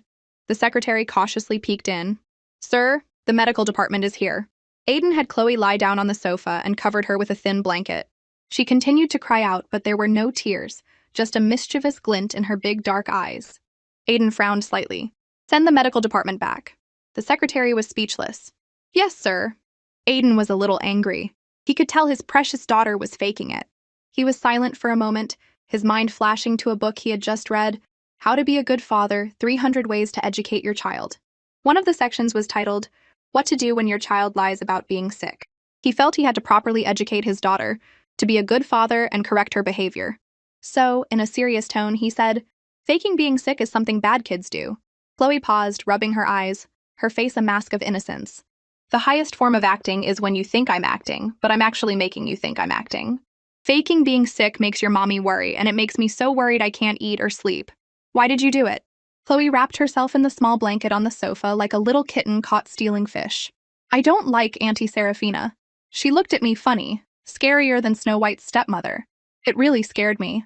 Aiden shook his head. That's impossible. Your Auntie Seraphina is very kind. It's true, Chloe said, looking wronged. And she was faking it too. She was fine when we were leaving, and she gave me a really mean look. Aiden was silent. A 5-year-old probably wouldn't lie on purpose. As for Seraphina, he had always known her to be obedient and gentle. He softened his expression and stroked Chloe's soft hair. I understand. I'll look into it. But Chloe, you can't fake being sick anymore. Even if you don't like someone, you shouldn't try to trick them. Understand? Chloe pouted. But I really don't like her. I don't want her to be your fiancé. I want mommy to be your fiancé. Aiden was completely stunned. What? My precious daughter just said she wants Alara to be my wife? Really? His voice trembled. The tall, handsome man was as excited as a teenager. Chloe nodded. Uh-huh. You're very nice to me, so I like you. I want mommy to marry you. In that moment, Aiden felt like his future was bright, his life filled with dazzling sunlight. All his efforts over the past month had finally paid off. His daughter had finally seen the beauty of a father's love. It was all worth it. Don't worry, Chloe. I will protect you and your mother for the rest of my life, Aiden said kindly, his fatherly love overflowing, his gaze on Chloe so gentle it could melt hearts. Chloe said sweetly, I want you and Uncle Landon and the others to protect mommy together. The overflowing fatherly love came to a screeching halt. Aiden raised an eyebrow. What does Landon Rivers have to do with this? Chloe explained logically, You and Uncle Landon are both very nice to mommy. I want her to marry all of you. You can be my first daddy, Uncle Landon can be my second daddy, Uncle Jasper can be my third daddy. As for Kai, he's only 15, so he's not in the running for now. Aiden was now as miserable as he had been ecstatic just a moment ago. Why does Chloe have such a terrifying idea? 3 daddies? Chloe, your mommy can only marry one person, and that's me. Aiden tried to set her straight. Landon wants to be her second dad? In his dreams. Chloe tapped her chin with her finger. Dad, Mom was hurt so badly by you. You think you can win us back in just a month? No way. You have to slowly pay back the emotional debt you owe her. At the very least, not until you see Seraphina's true colors will I even consider handing my mom over to you. She lowered her head, reminiscing. You don't know, Uncle Aiden. When I was little, my family was very poor. Mommy worked so hard to make money, she was so tired every day. I was always sick, and one night during a storm we couldn't get a taxi, so she carried me for 3 miles in the rain. Her feet were bleeding. When she got sick, she wouldn't see a doctor. She always said she was fine. She had it really tough, and she loves me so much. But there are always bad people trying to bully her. I want the best mommy in the world to have a lot of people protecting her. Aiden knew how hard Alara's life had been. He would slowly prove his love to her. He would never let her suffer again. At the city's private hospital, Seraphina ordered the doctor to investigate Chloe, but the doctor reported that she was just an ordinary child. Seraphina squeezed the armrest of her chair. I don't think so. Aiden cares about her too much. I almost suspect she's his daughter. For the first 10 years of her life, she had lived in the slums, surrounded by filth. But fate had been kind to her. Her biological father turned out to be Kale Cheng, the head of the powerful Cheng family in Viridia. She thought her perfect princess life was about to begin. But she soon discovered she was just one of her father's many illegitimate children. A fierce battle for the inheritance began among them. But none of them could compete with the legitimate heir, Kai Cheng. At only 15, he had already taken control of half the family with his ruthless and bloody methods. I don't want to go back to that life, Seraphina said flatly. Once you've tasted wealth, you can never escape its allure. A few days later, Chloe had to audition for the small role in Landon's film. She was worried about her mom, especially with Celeste Cow on set. In the novel, Celeste was one of the main villains, jealous of Alara's talent and beauty, and had often targeted her. Chloe had to find a chance to visit her mom and warn her to be careful. Meanwhile, Iris Kwan, with a full face of makeup, had her mother take her to the film studio. Mrs. Kwan reminded her, "Aiden's song often comes here to check on the film's progress. You have to seize this opportunity to get close to him." The set had been transformed into a street from the early 20th century. As Iris looked around, she heard the frantic ringing of a bell. Someone shouted, "Get out of the way! The rickshaw is out of control!" Just in the nick of time, a pair of strong, warm hands wrapped around her waist and pulled her to safety. The man frowned. "What are you doing here?" Iris blushed. "I'm here to see someone." The man's aura was intense. He noticed her twisted ankle and, with a hint of pity, told a staff member, "Her ankle is sprained. Please get her an ice pack." The staff member quickly agreed. "Of course! You go on, I'll take care of her." After the man left, she immediately asked the staff member, "What's his name? Where does he live? Does he have a girlfriend?" The staff member scratched his head apologetically. "Director Rivers has given strict orders not to reveal too much about the film before its release. I can only tell you that he's one of the actors, and the director thinks very highly of him." Iris rested her chin on her hands, her eyes sparkling. "So he's an actor?" Meanwhile, a slender man in early 20th century attire pushed open the door to the makeup room. Landon's face lit up. "Alara, you're finally back. Quick, we have another scene for you this afternoon. Go change out of this costume." "We're done with your scenes as a man." Alara nodded calmly, her voice androgynous. "Okay." The male makeup artist joked, "Alara, you look so convincing as a man. If I were a girl, I'd definitely fall for you." Just then, a staff member ran in. "Director, this Miss Kwan says she's here to see her sister, Alara." Iris composed herself. "Director Rivers, it's a pleasure to meet you again." Landon didn't even look up. "Miss Kwan, Alara is changing. This is a restricted area. You have 5 minutes." She pretended to wait for Alara, but she was really just biding her time, her voice a mix of arrogance and curiosity. "Director, one of your actors, the one in the traditional suit with his hair slicked back, he's not very tall, quite slim. He just saved me. Could you tell me his name? I'd like to thank him in person. First his name, then his background. We'll get to know each other, and things will progress from there. With my looks, he'll definitely fall for me."